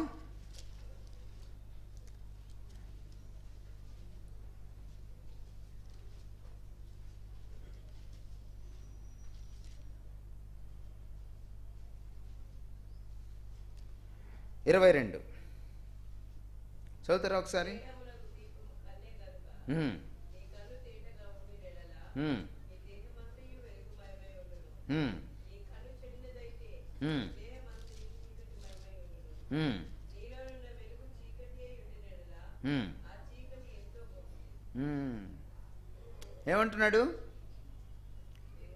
దేహమునకు దీపము కన్ను. పిల్లలు ఏం చూస్తున్నారు, అది చాలా ఇంపార్టెంట్. ఈరోజు చూడడం ఎక్కువైంది కదా.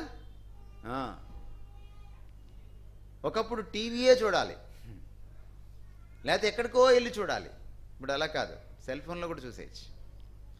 అందుకనే మీ సెల్ ఫోన్కి లాక్ ఉండాలి. సెల్ ఫోన్ ఎప్పుడు పట్టుకోవాలో ఎప్పుడు పట్టుకోకూడదో మీ పిల్లవాడికి ఒక క్రమశిక్షణ ఉండాలి. లేకపోతే అసలు మీరే వాడబాకండి సెల్ ఫోన్. సపోజ్ మీ పిల్లల్ని మీరు కంట్రోల్ చేయలేకపోతున్నారు అనుకోండి, మీరు డబ్బా ఫోన్ ఉంటుంది చూసారా,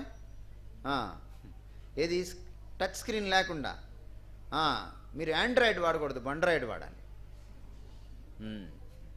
ఎందుకని? మీ దగ్గర ఆ న్యాక్ లేదు, కంట్రోల్ చేసే న్యాక్ మీ దగ్గర లేదు. Better you don't use Android. అప్పుడు పిల్లలకు కూడా అమ్మా నాన్న దగ్గర లేదురా అనుకుంటారు, సరే పెట్టుకుంటాడు, లేదా కంట్రోల్ వచ్చేయండి. అది చాలా ఇంపార్టెంట్. ఎందుకంటే కంటి ద్వారా లోపలికి వెళ్ళే విషయాలు ఎప్పటికీ జ్ఞాపకం ఉండిపోతాయి. మన బ్రెయిన్లో మనకు 5 సెన్సెస్ ఉన్నాయి, బయట 5 ఇంద్రియాలు కదా. ఈ 5 ఇంద్రియాల ద్వారా వెళ్ళే సిగ్నల్స్ అన్నీ కూడా స్టోర్ అవడానికి ఫ్రంటల్ లాబ్ అని ఉంటుందన్నమాట. ఇక్కడ స్టోరేజ్ కెపాసిటీ ఇక్కడ ఉంటుందన్నమాట. అక్కడ స్టోర్ అవుతాయి అన్నీ జ్ఞాపకాలన్నీ. కానీ కంటికి మాత్రము కన్ను ద్వారా వెళ్ళింది ముందు ఇక్కడ పడుతుంది, ఆ పిక్చరు, ఆ చిత్రము, తర్వాత వెళ్ళి వెనక్కి పడుతుంది, వెనక్కి వెళ్తుంది నెమ్మదిగా. అది విజువల్ కార్టెక్స్ అంటాం. కంటికి ఒక్కదానికే 5 ఇంద్రియాల్లో బ్రెయిన్లో సెపరేట్ స్టోరేజ్ డిపార్ట్మెంట్ ఉంది. అట్లా డిజైన్ చేశాడు దేవుడు మన బ్రెయిన్ని. అందుకని మీరు వినండి, మర్చిపోయే అవకాశం ఉంది. మీరు తాకండి, మర్చిపోయే అవకాశం ఉంది. తడివి చూడండి, మర్చిపోయే అవకాశం ఉంది. రుచి చూడండి, మర్చిపోయే అవకాశం ఉంది. కానీ కంటితో చూసారా, మోస్ట్ లైక్లీ మీకు గుర్తుండిపోతుంది. ఎందుకని పిల్లలు అంత ఫాస్ట్గా డ్యాన్స్ పికప్ చేస్తారు, చూస్తారు. కారణం అదే. చాలా అద్భుతమైన ఇంపాక్ట్ ఉంటుంది. పిల్లల్ని సినిమాలు చూడొద్దని చెప్పొద్దు, వాళ్ళకి వేరే సినిమా చూపించండి. There are good movies. పిల్లలకి వాక్యపు విలువల్ని తెలియచేసేటువంటి మంచి మూవీస్ ఉన్నాయి. వాడు హ్యారీ పోటర్ చూస్తానంటే, కాదురా నీకు ఇంకోటి చూపిస్తారా అని నార్నియా చూపించండి. ఆల్టర్నేటివ్స్ ఉన్నాయి. వాడు జై భీమో లేకపోతే చోటా భీమో చూస్తానంటే వాడిని అది ఆపిచ్చేసి వాడికి వేరే క్రిస్టియన్ కార్టూన్స్ ఉన్నాయి చూపించండి. కొనుక్కోండి, తెచ్చుకోండి. ప్యూర్ ఫ్లిక్స్ అని ఈ మధ్య series of movies, Christian movies వదిలారు. ప్యూర్ ఫ్లిక్స్ మూవీస్ తీసుకొచ్చి చూపించండి. నెట్లో డౌన్లోడ్ చేసుకోండి, లేకపోతే కొనండి, ఖర్చు పెట్టండి. వాళ్ళకు DVD ప్లేయర్ పెట్టండి. వాడు అది చూసే టైంకి ఇది పెట్టండి, వాడు ఎంగేజ్ అవుతాడు. వాడు ఏం చూస్తున్నాడో లోపలికి ఏం వెళ్తుందో చూసుకోండి. Because I is so powerful. యేసుక్రీస్తుని ఆ ఎత్తైన ప్రదేశానికి తీసుకెళ్ళి లోకమహిమ అంతటిని చూపెను అని ఉంటుంది అపవాది. ఎందుకు చూపాడు చెప్పొచ్చు కదా, ఆయనకి తెలుసు కదా. ఈ లోకాధికారి వచ్చున్నాడు, మనం వెళ్దాం పదండి అన్నాడు ఆయన. ఆయనకి తెలుసు వాడు లోకాధికారని. చూపెట్టడం ఎందుకు? బికాజ్ కంటి ద్వారా వెళ్ళే సిగ్నల్స్ చాలా పవర్ఫుల్, అవి క్యాప్చర్ చేస్తాయి. ఎందుకని ఈరోజు రేడియో సరిగ్గా వినట్లేదు, రేడియో అవుట్డేట్ అయిపోయింది. ఎందుకని ఈ రోజున పేపర్ చదవట్లేదు, పుస్తకాలు చదవట్లేదు, చదవడం కూడా నెట్లోనే చూస్తున్నారు. కారణం ఏంటి? ఎలక్ట్రానిక్ విజువల్ మీడియా క్యాప్చర్ చేసేసింది. ఈరోజు విజువల్ మీడియా ఎవరి చేతిలో ఉంది? అపవాది చేతిలో ఉంది. టీవీ వచ్చినప్పుడు ఏం చేశారు తెలుసా? మన క్రైస్తవ బోధకులు వాళ్ళు చేసిన తప్పు ఏంటంటే టీవీని రిజెక్ట్ చేశారు. అది ఇడియట్ బాక్స్ అన్నారు. క్రైస్తవులు దాన్ని రిజెక్ట్ చేశారు. అదే టీవీ వచ్చినప్పుడు టీవీని తీసుకొని మొదటే క్రిస్టియన్ ఛానల్ పెట్టుంటే ఈరోజు మన ఛానల్స్ ఎక్కువ ఉండే, వాళ్ళ ఛానల్స్ తక్కువ ఉండే. కానీ మనవాళ్ళు ఏం చేశారంటే, చీ ఇది టీవీ సాతాను అన్నారు. అవును నాదే అని వాడు తీసుకున్నాడు. తీసుకొని అందరినీ క్యాప్చర్ చేసేసాడు, ప్రపంచమంతా గెలిచేశాడు. అప్పుడు మనోళ్ళు వచ్చి CBN, గాడ్ ఛానల్, రక్షణ టీవీ, ఆ టీవీ, ఈ టీవీ వచ్చేసింది. స్లో, మనకంటే వాడు ఫాస్ట్ ఉన్నాడు. రిజెక్ట్ చేయకండి. ఒక కొత్త టెక్నాలజీ వస్తే రిజెక్ట్ చేయొద్దు, దాన్ని క్రైస్తవీకరించడానికి ప్రయత్నం చేయండి. మీ పిల్లల్లోని మీరు పట్టుకుంటారు. అప్పుడు వాట్ దే వాచ్, వాళ్ళు ఏం చూస్తున్నారు, అది చాలా ప్రాముఖ్యం. సో వాళ్ళ కంటిని మీరే కాయాలి. ఎందుకంటే అది దేహానికి దీపము. అదే కానీ ఆరిపోతే ఏమవుతుంది? ఇల్లంతా చీకటిమయమైపోతుంది, జీవితం అంతా అంధకార బంధురం అయిపోతుంది. పిల్లల యొక్క కళ్ళను మీరే కాయాలి, మీ కళ్ళగా చేసుకోవాలి. వాళ్ళ కళ్ళతో చూడాలి. వాళ్ళు కళ్ళతో చూసిన దాన్ని ఏది చూడాలి, ఏది చూడకూడదో. నేను ఒక అమ్మాయిని చూడకూడదని కళ్ళు మూసుకొని నడిచాను అనుకోండి రోడ్డు మీద, అప్పుడు ఇంకా ఘోరాలు జరుగుతాయి. అలా కాదు. ఏది చూడకూడదో, ఏది చూడగలమో పిల్లలకి చిన్నప్పటి నుంచి మనం నేర్పించాలి. అది చూసిన తర్వాతే కదా చెడు అని తెలుస్తుంది. అలా చూడంగానే ఓహో ఇది చూడకూడదు అది. అలాంటప్పుడు తల తిప్పుకోగలిగిన సత్తా వాళ్ళు ఉండాలి. మనం రోడ్డు మీద వెళ్తుంటే మీరు పోస్టర్ని చించేయగలరా? చించలేరు. మీరు బస్సులో ఉన్నప్పుడు మీరు వాడు కళ్ళు మూస్తారేమో, కానీ తర్వాత వాడు కళ్ళు తెరుచుకొని చూస్తాడు. అదే వాడికి నేర్పిస్తే వాడు అర్థం చేసుకోవడానికి అవకాశం ఉంటుంది. My 6th principle, guide your child to choose his friends. నీ పిల్లోడు వాళ్ళ స్నేహితులు ఎవరు మీకు తెలిసి ఉండాలి. చాలామంది తల్లిదండ్రులు నేను చూస్తూ ఉంటాను, ఎక్కడికి వెళ్ళాడండి బాబు, వాళ్ళ ఫ్రెండ్ దగ్గరికి వెళ్ళాడు. ఏ ఫ్రెండ్ దగ్గరికి వెళ్ళాడు? ఏమోనండి వాళ్ళ ఫ్రెండ్స్ అని వస్తే వెళ్ళాడండి. నో, అలా ఉండకూడదు తల్లిదండ్రులు. ఏ ఫ్రెండ్ దగ్గరికి వెళ్ళాడో నీకు తెలియాలి. ఆ ఫ్రెండ్ ఫోన్ నెంబర్ నీ దగ్గర ఉండాలి. వాడి ఇల్లు ఎక్కడో నీకు తెలియాలి. వాడి పేరేంటో నీకు తెలియాలి. వాడి పేరెంట్స్ ఏంటో కూడా నీకు తెలియాలి. నీ పిల్లలు ఏ ఫ్రెండ్స్ని చూస్ చేసుకుంటున్నారో అది చాలా చాలా అవసరము. సామెతలు 22:24. కోపచిత్తులతో సహవాసము చేయకుము, క్రోధము గల వారితో పరిచయము కలిగి ఉండకుము. చూసారా? వాడికెట్ట తెలుస్తుంది? వాడు కోపచిత్తుడని, క్రోధం కలిగిన వాడని ఎట్లా తెలుస్తుంది? పిల్లలకు తెలియదు. You have to tell them.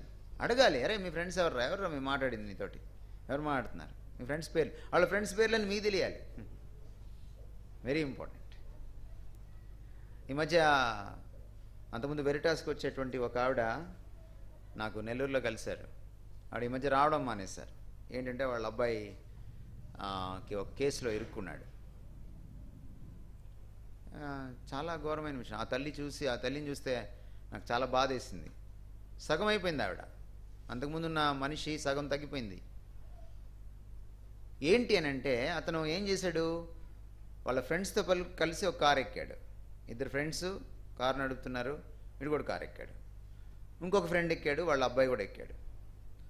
ఆ అబ్బాయి ఉన్న వాళ్ళ ఫాదర్కిను ఆ ముందున్న ఫ్రెండ్స్కి ఏదో డబ్బుల దగ్గర తగాదా ఉంది. ఇక్కడి దాకే కదా వెళ్తున్నాము అని ఎక్కాడు. నేను దారిలో దిగిపోతాను కదా అనుకున్నాడు. దారిలో ఎక్కడ నిర్జన ప్రదేశంలో ఆపేశారు.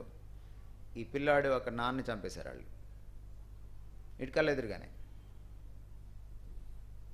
ఆ పిల్లోడిని కూడా చంపాలనుకున్నారు సాక్ష్యం లేకుండా చేయడానికి. అయితే ఎవరికో జాలి కలిగింది, వద్దురా అని వదిలేశారు. లాయర్ని పెట్టుకున్నారు, బెయిల్ తెచ్చుకున్నారు. చాలా కాలం కేసు నడిచింది. ఏం కాదు అని చెప్పుకుంటూ వచ్చాడు లాయరు, మీకేం శిక్ష పడదు అని చెప్పుకుంటూ వచ్చాడు. తీరా కోర్టు అంటే 2-3 సంవత్సరాలు అవుతుంది కదా. ఈలో పిల్లోడు ఎదిగాడు. వాడు బోన్లో నుంచొని సాక్ష్యం చెప్పాడు. ఎవరెవరు ఉన్నారా ఆ రోజు, ఇక ఆ అంకుల్ ఉన్నాడు, ఆ అంకుల్ ఉన్నాడని ఈ అంకుల్ పేరు కూడా చెప్పాడు. జైలుకి వెళ్ళిపోయాడు. స్నేహం ఉత్త పుణ్యానికి. కారు ఎక్కి దారిలో దిగుదామని అందరూ ఒక చర్చి వాళ్ళే, అందరూ ఒక చర్చి పిల్లలే. సో పిల్లలు ఎవరితో స్నేహం చేస్తున్నారు మీకు తెలియాలి. That's very important. 18:24 సామెతల గ్రంథం. బహుమంది చెలికాళ్ళు గలవాడు నష్టపడును. ఉమ్. సహోదరుని కంచెలో ఎక్కువగా హత్యను స్నేహితుడు కలడు. అమ్మా, అర్థమైందా మీకు ఆ వచనం? మళ్ళీ చదువుతారమ్మా. బహుమంది చెలికాళ్ళు గలవాడు నష్టపడును. ఉమ్. సహోదరుని కంచెలో ఎక్కువగా హత్యను స్నేహితుడు కలడు. సో స్నేహితుల్లో రకాలు ఉన్నారు. ఒకడు సహోదరుడి కంటే గొప్పగా ఉంటాడు, తోబుట్టు కంటే గొప్పగా ప్రేమిస్తాడు. కొంతమందికి ఉంటారు వాడికి ఫ్రెండ్సే ఫ్రెండ్స్. ఎక్కువ మంది ఫ్రెండ్స్ ఉంటే విస్తారమైన మాటల్లో దోషం ఉన్నట్టే. ఎక్కువ మంది ఫ్రెండ్స్ ఉన్నోడి దగ్గర జాగ్రత్తగా ఉండాలి. వాడికి రకరకాల ఫ్రెండ్స్ అనుకోండి, మీ వాడు ఒక రకం అవ్వకూడదు. అదే. So know your child's friends, your sons and daughters friends. ఎక్కడికి వెళ్తున్నారు వాళ్ళు, వాళ్ళ అలవాట్లు ఏంటి, చాలా ఇంపార్టెంట్. ఎందుకంటే ఫ్రెండ్స్ యొక్క వాళ్ళ ఇన్ఫ్లుయెన్స్, వాళ్ళ ఇంపాక్ట్ చాలా ఉంటుంది. ఒక క్యారెక్టర్ మౌల్డింగ్లో, ఒకటి క్యారెక్టర్ ఏర్పరచడంలో, చెలికాడి ఒక స్నేహితురాలి లేకపోతే చెలికెత్తే ఒక ఇన్ఫ్లుయెన్స్, ప్రభావం చాలా ఎక్కువగా ఉంటుంది. ఇనుముకి వివేకం పుట్టించినట్లు ఒక స్నేహితుడు ఇంకో స్నేహితుడికి వివేకం పుట్టించిన నెగిటివ్స్ కూడా ఉంటాయి. సో అందుకని మీ పిల్లలకి నేర్పించండి ఎలాంటి ఫ్రెండ్స్ని చూస్ చేసుకోవాలి. అది చాలా ప్రాముఖ్యం. కొన్నిసార్లు వాళ్ళు తప్పు చేస్తారు, వీడిని బుక్ చేస్తారు. కొన్నిసార్లు వాళ్ళు తప్పు చేస్తారు, వాళ్ళు బుక్ అవుతారు, వీడు కూడా బుక్ అవుతాడు. చాలాసార్లు మీ పిల్లల బిహేవియర్ మారిపోతూ ఉంటుంది. కొన్నిసార్లు ఒక స్కూల్ నుంచి ఇంకో స్కూల్కి వేసిన తర్వాత బిహేవియర్ మారుతుంది అనుకోండి, మీరు ఏం చేయాలి? ఇమీడియట్గా స్కూల్ మార్చేయాలి. స్కూల్ మార్చేస్తే ఏమవుతుంది? స్నేహితులు మారుతారు. మేబీ స్కూల్ తప్పై ఉండకపోవచ్చు, మేబీ టీచర్స్ తప్పై ఉండకపోవచ్చు, మేబీ సహవాస దోషం అయి ఉండొచ్చు. కనిపెట్టాలి. పనుంది, పేరెంట్స్కి పనుంది. దౌర్భాగ్యం ఏంటంటే ఈ రోజుల్లో పిల్లల్ని కనిపడేస్తున్నారు. అది దౌర్భాగ్యం. గుర్తుపెట్టుకోండి పేరెంట్స్, మీకు మళ్ళీ చెప్తున్నాను, పిల్లల్ని కనాలనుకుంటేనే పెళ్లి చేసుకోండి, లేకపోతే నా అలాగ ఉండుకోండి అంతే. లేదా పిల్లల్ని కనబాకండి అంతే. పెళ్ళి అంటే శారీరక కోరికలు తీర్చుకోవడానికి కాదు. ఈ భూమి మీద దేవుడి ఉద్దేశాలను నెరవేర్చడం కోసం నువ్వు పెళ్లి చేసుకుంటావు. మీరు ఫలించి ఏం చేయాలి? అభివృద్ధి పొంది తర్వాత ఏం చేయాలి? విస్తరించి భూమిని నిండించి దాన్ని స్వాధీనం చేసుకోవాలి. అందుకు మీరు పెళ్లి చేసుకోవాల్సింది. పెళ్లి చేసుకున్న తర్వాత మీరు ఫస్ట్ మీ బాధ్యత ఏంటంటే మీరు ఫలించాలి, పిల్లలు కనాలి. మీరు పిల్లలు కనిన తర్వాత అమ్మ దగ్గర, నాన్న దగ్గర, అమ్మమ్మ దగ్గర, నాన్నమ్మ దగ్గర పడేయకూడదు. అవసరమైతే కొన్ని సంవత్సరాలు జాబ్కి ఒకళ్ళు మానేయాలి. సింగపూర్ వెళ్తే చిన్నపిల్లలకి ఒక ఏజ్ వచ్చేదాకా పేరెంట్స్ ఇంట్లో ఉండాలి. ఒకవేళ చిన్నపిల్లని ఇంట్లో వదిలేసి పేరెంట్స్ సర్వెంట్ దగ్గర వెళ్ళిపోతే ఆ పేరెంట్స్ని అరెస్ట్ చేస్తారు, ఇద్దరిని అరెస్ట్ చేస్తారు. అందుకని వాళ్ళ రూల్ అది క్రిస్టియన్ రూల్. అది చాలా హ్యాపీ ఫీల్ అయ్యి నేను సింగపూర్ వెళ్ళి ఆ రూల్ చూసి. ఇండియాకి వస్తే ఎంత బాగుండు అనిపించింది నాకు. ఈ దరిద్రమైన పేరెంట్స్ అంతా ఈ మాదాపూర్ ఈ చుట్టుపక్కల తిరుగుతుంటారు. వాళ్ళకి సాఫ్ట్వేర్ అంటే కానీ సాఫ్ట్ హార్ట్ ఉండదు వాళ్ళకి. వాళ్ళు ఒక హార్డ్వేర్. ఎందుకు కనడం పిల్లల్ని కంటే పెంచగలిగితేనే కాను. అమ్మమ్మ పెంచదు నిన్ను, పిల్లల్ని నానమ్మ పెంచదు, నువ్వు పెంచాలి. ఇది నీ బాధ్యత. అప్పుడే నువ్వు మానిటర్ చేయగలవు. కానీ పారేసి దేశం మీద పడేస్తే దేశం నాశనం అయిపోద్ది నీ పిల్లోడి వల్ల. You have a responsibility as a parent. కనుక జాగ్రత్త. పిల్లల కోసం తప్పించిపోతున్నారు చాలామంది. ఫర్టిలిటీ లేక వ్యంధత్వంతో ఈరోజు అద్దె గర్భాలు కొనుక్కుంటున్నారు, వేరే తల్లి గర్భాన్ని కొనుక్కుంటున్నారు. కోట్లు ఇస్తున్నారు, కోట్లు. దేవుడు నీ గర్భం తెరిచి నీకు ఒక బిడ్డనిస్తే నీకు విలువ తెలియట్లా. హౌ ఇంపార్టెంట్ ఆ చైల్డ్ ఈస్. వేరే పిల్లోడిని మోసినందుకు లక్షలు సంపాదిస్తున్నారు. ఒక పేదరాలు ఈ రోజున ఒక లక్షాధికారి అయిపోతుంది రాత్రికి రాత్రి. 9 నెలల్లో. Know the value of a child. నేను ముగిస్తాను. Teach your child to respect elders. Hebrew పత్రిక 12వ అధ్యాయం 9వ వచనం. Teach your child to respect elders. Hebrew 12:9. మరియు మ్మ్. శరీర సంబంధులైన తండ్రులు మనకు శిక్షకులై ఉండి, వారి యందు భయభక్తులు కలిగి ఉండుము. చదవండమ్మా. అట్లయితే మ్మ్. ఆత్మలకు తండ్రైన వారికి మరి ఎక్కువగా లోబడి బ్రతకవలెను గదా. ఏం చెప్తున్నాడు ఇండైరెక్ట్గా? పిల్లలకి చెప్పండి, పెద్దల్ని గౌరవించడం. నేటి జనరేషన్కి రావట్లేదు అది. ఆ తప్పు వాళ్ళది కాదు, మీది. మీరు నేర్పించలే వాళ్ళకి. పెద్దల్ని మీరు అని పిలవడం, పెద్దలకు వాళ్ళ మాటకి విలువ ఇవ్వడం, వాళ్ళు వచ్చినప్పుడు కనీసం లేచి నిలబడడం,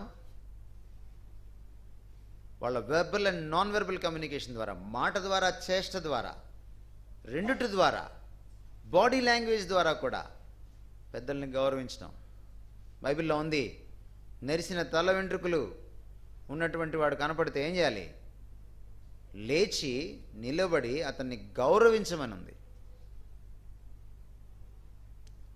మోషేని పిలిచి మాట్లాడేటప్పుడు దేవుడు చాలాసార్లు పెద్దల్ని పిలవమని చెప్పాడు. There is a place for elders in the Bible. మీకు కొన్ని ఆశ్చర్యకరమైన వచనాలు నేను చూపిస్తాను నేను ముగించక ముందు. ద్వితీయోపదేశకాండం 28వ అధ్యాయం 50వ వచనం.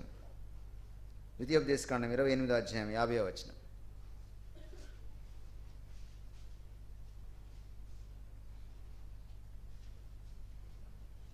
చదువుతారమ్మా?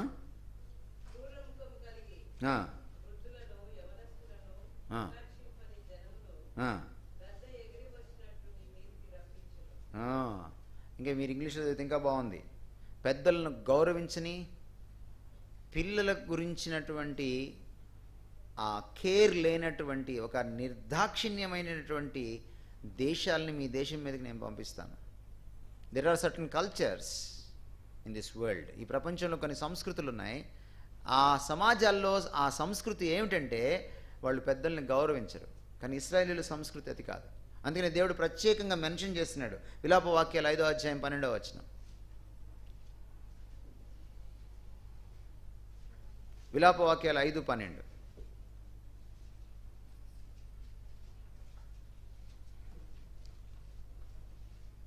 చేతులు కట్టి ఉమ్, అధిపతులను గుర్తించి ఉమ్. వారేమాత్రమును పెద్దలను కనపరచరు. ఆ, వారు ఏమాత్రమును పెద్దలను గణపరచరు. పెద్దలని గణపరచనటువంటి ఒక కుసంస్కృతిని దేవుడు ప్రత్యేకంగా మెన్షన్ చేస్తున్నాడు ఇశ్రాయేలీలకి. ఎందుకంటే ఇశ్రాయేలీలకి దేవుడు నేర్పించింది అంటే పెద్దల్ని గౌరవించమని, తల్లిదండ్రులను సన్మానించమని. దేవుడికి అది చాలా ప్రత్యేకమైన విషయం. పెద్దల్ని గౌరవించకపోతే అదొక చాలా పెద్ద నెగటివ్ దేవుడికి. గమనించండి, క్రైస్తవ సంస్కృతి ఏమిటంటే పెద్దల్ని గౌరవించడం. యూదుల సంస్కృతి, బైబిల్ సంస్కృతి ఏమిటంటే పెద్దల్ని గౌరవించడం. You need to respect elders. నేర్పించాలి.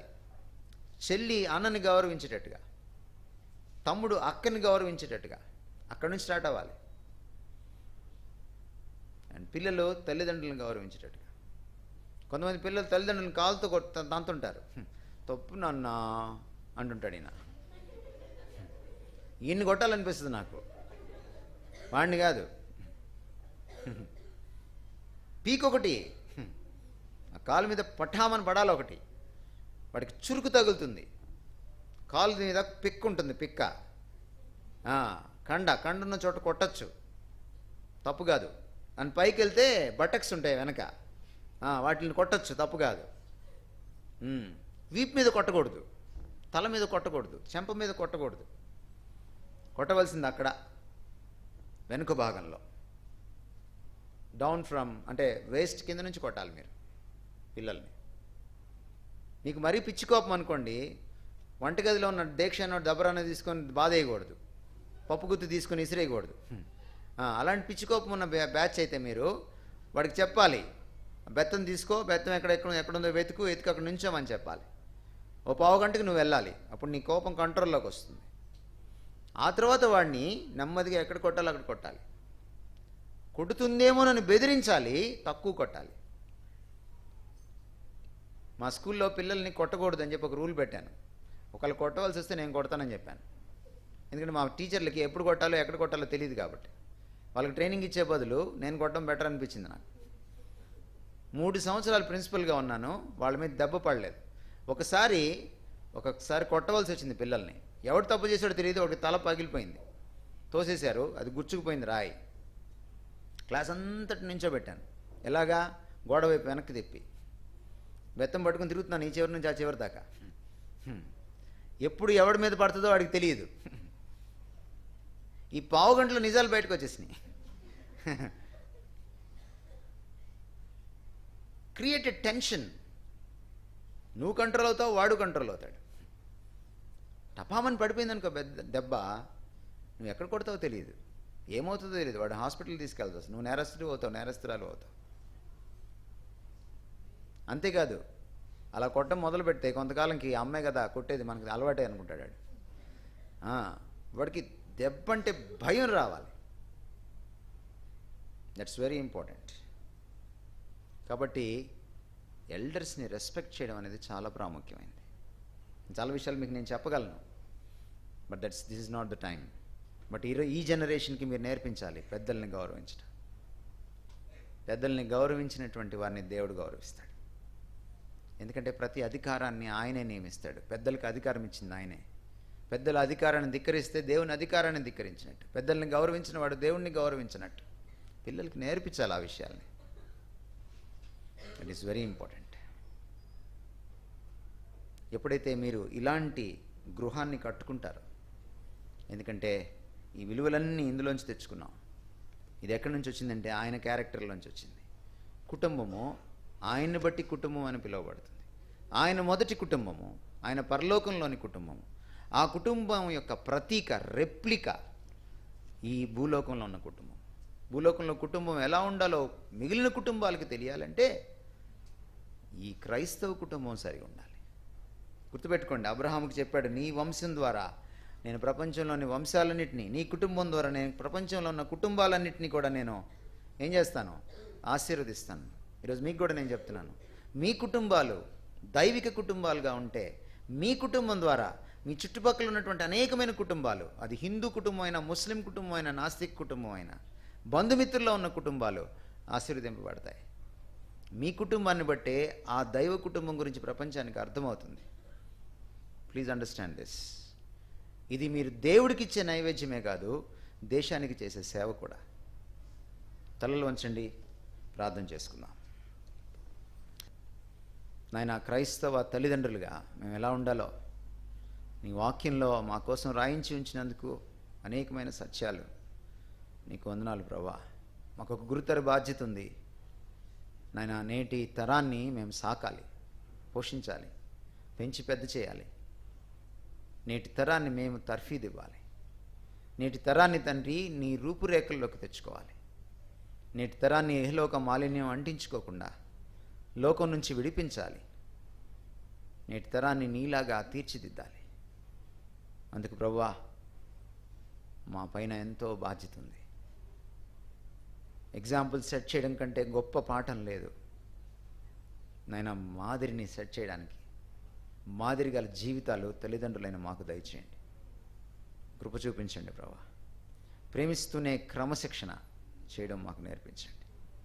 క్రమశిక్షణ చేస్తూనే ప్రేమతో చేయడానికి నేర్పించండి నాయన. సాయం దయచేయండి ప్రభా. ఏ సూత్రాలైతే మీరు నేర్పించారో ఆ సూత్రాలన్నింటినీ మేము మదిలో దాచుకుని, భద్రం చేసుకుని, మనన చేసుకొని, వాటిని పాటించడానికి, ఆచరణీయం చేసుకోవడానికి బలహీనమైన మాకు, మతిమరుపు ఉన్న మాకు సాయం దయచేయాలని నీ ఆత్మ కార్యసిద్ధికి మమ్మల్ని అప్పగించుకుంటూ యేసుక్రీస్తు వారి పేట వేడుకుంటున్నాం తండ్రి. Amen. Thank you so much.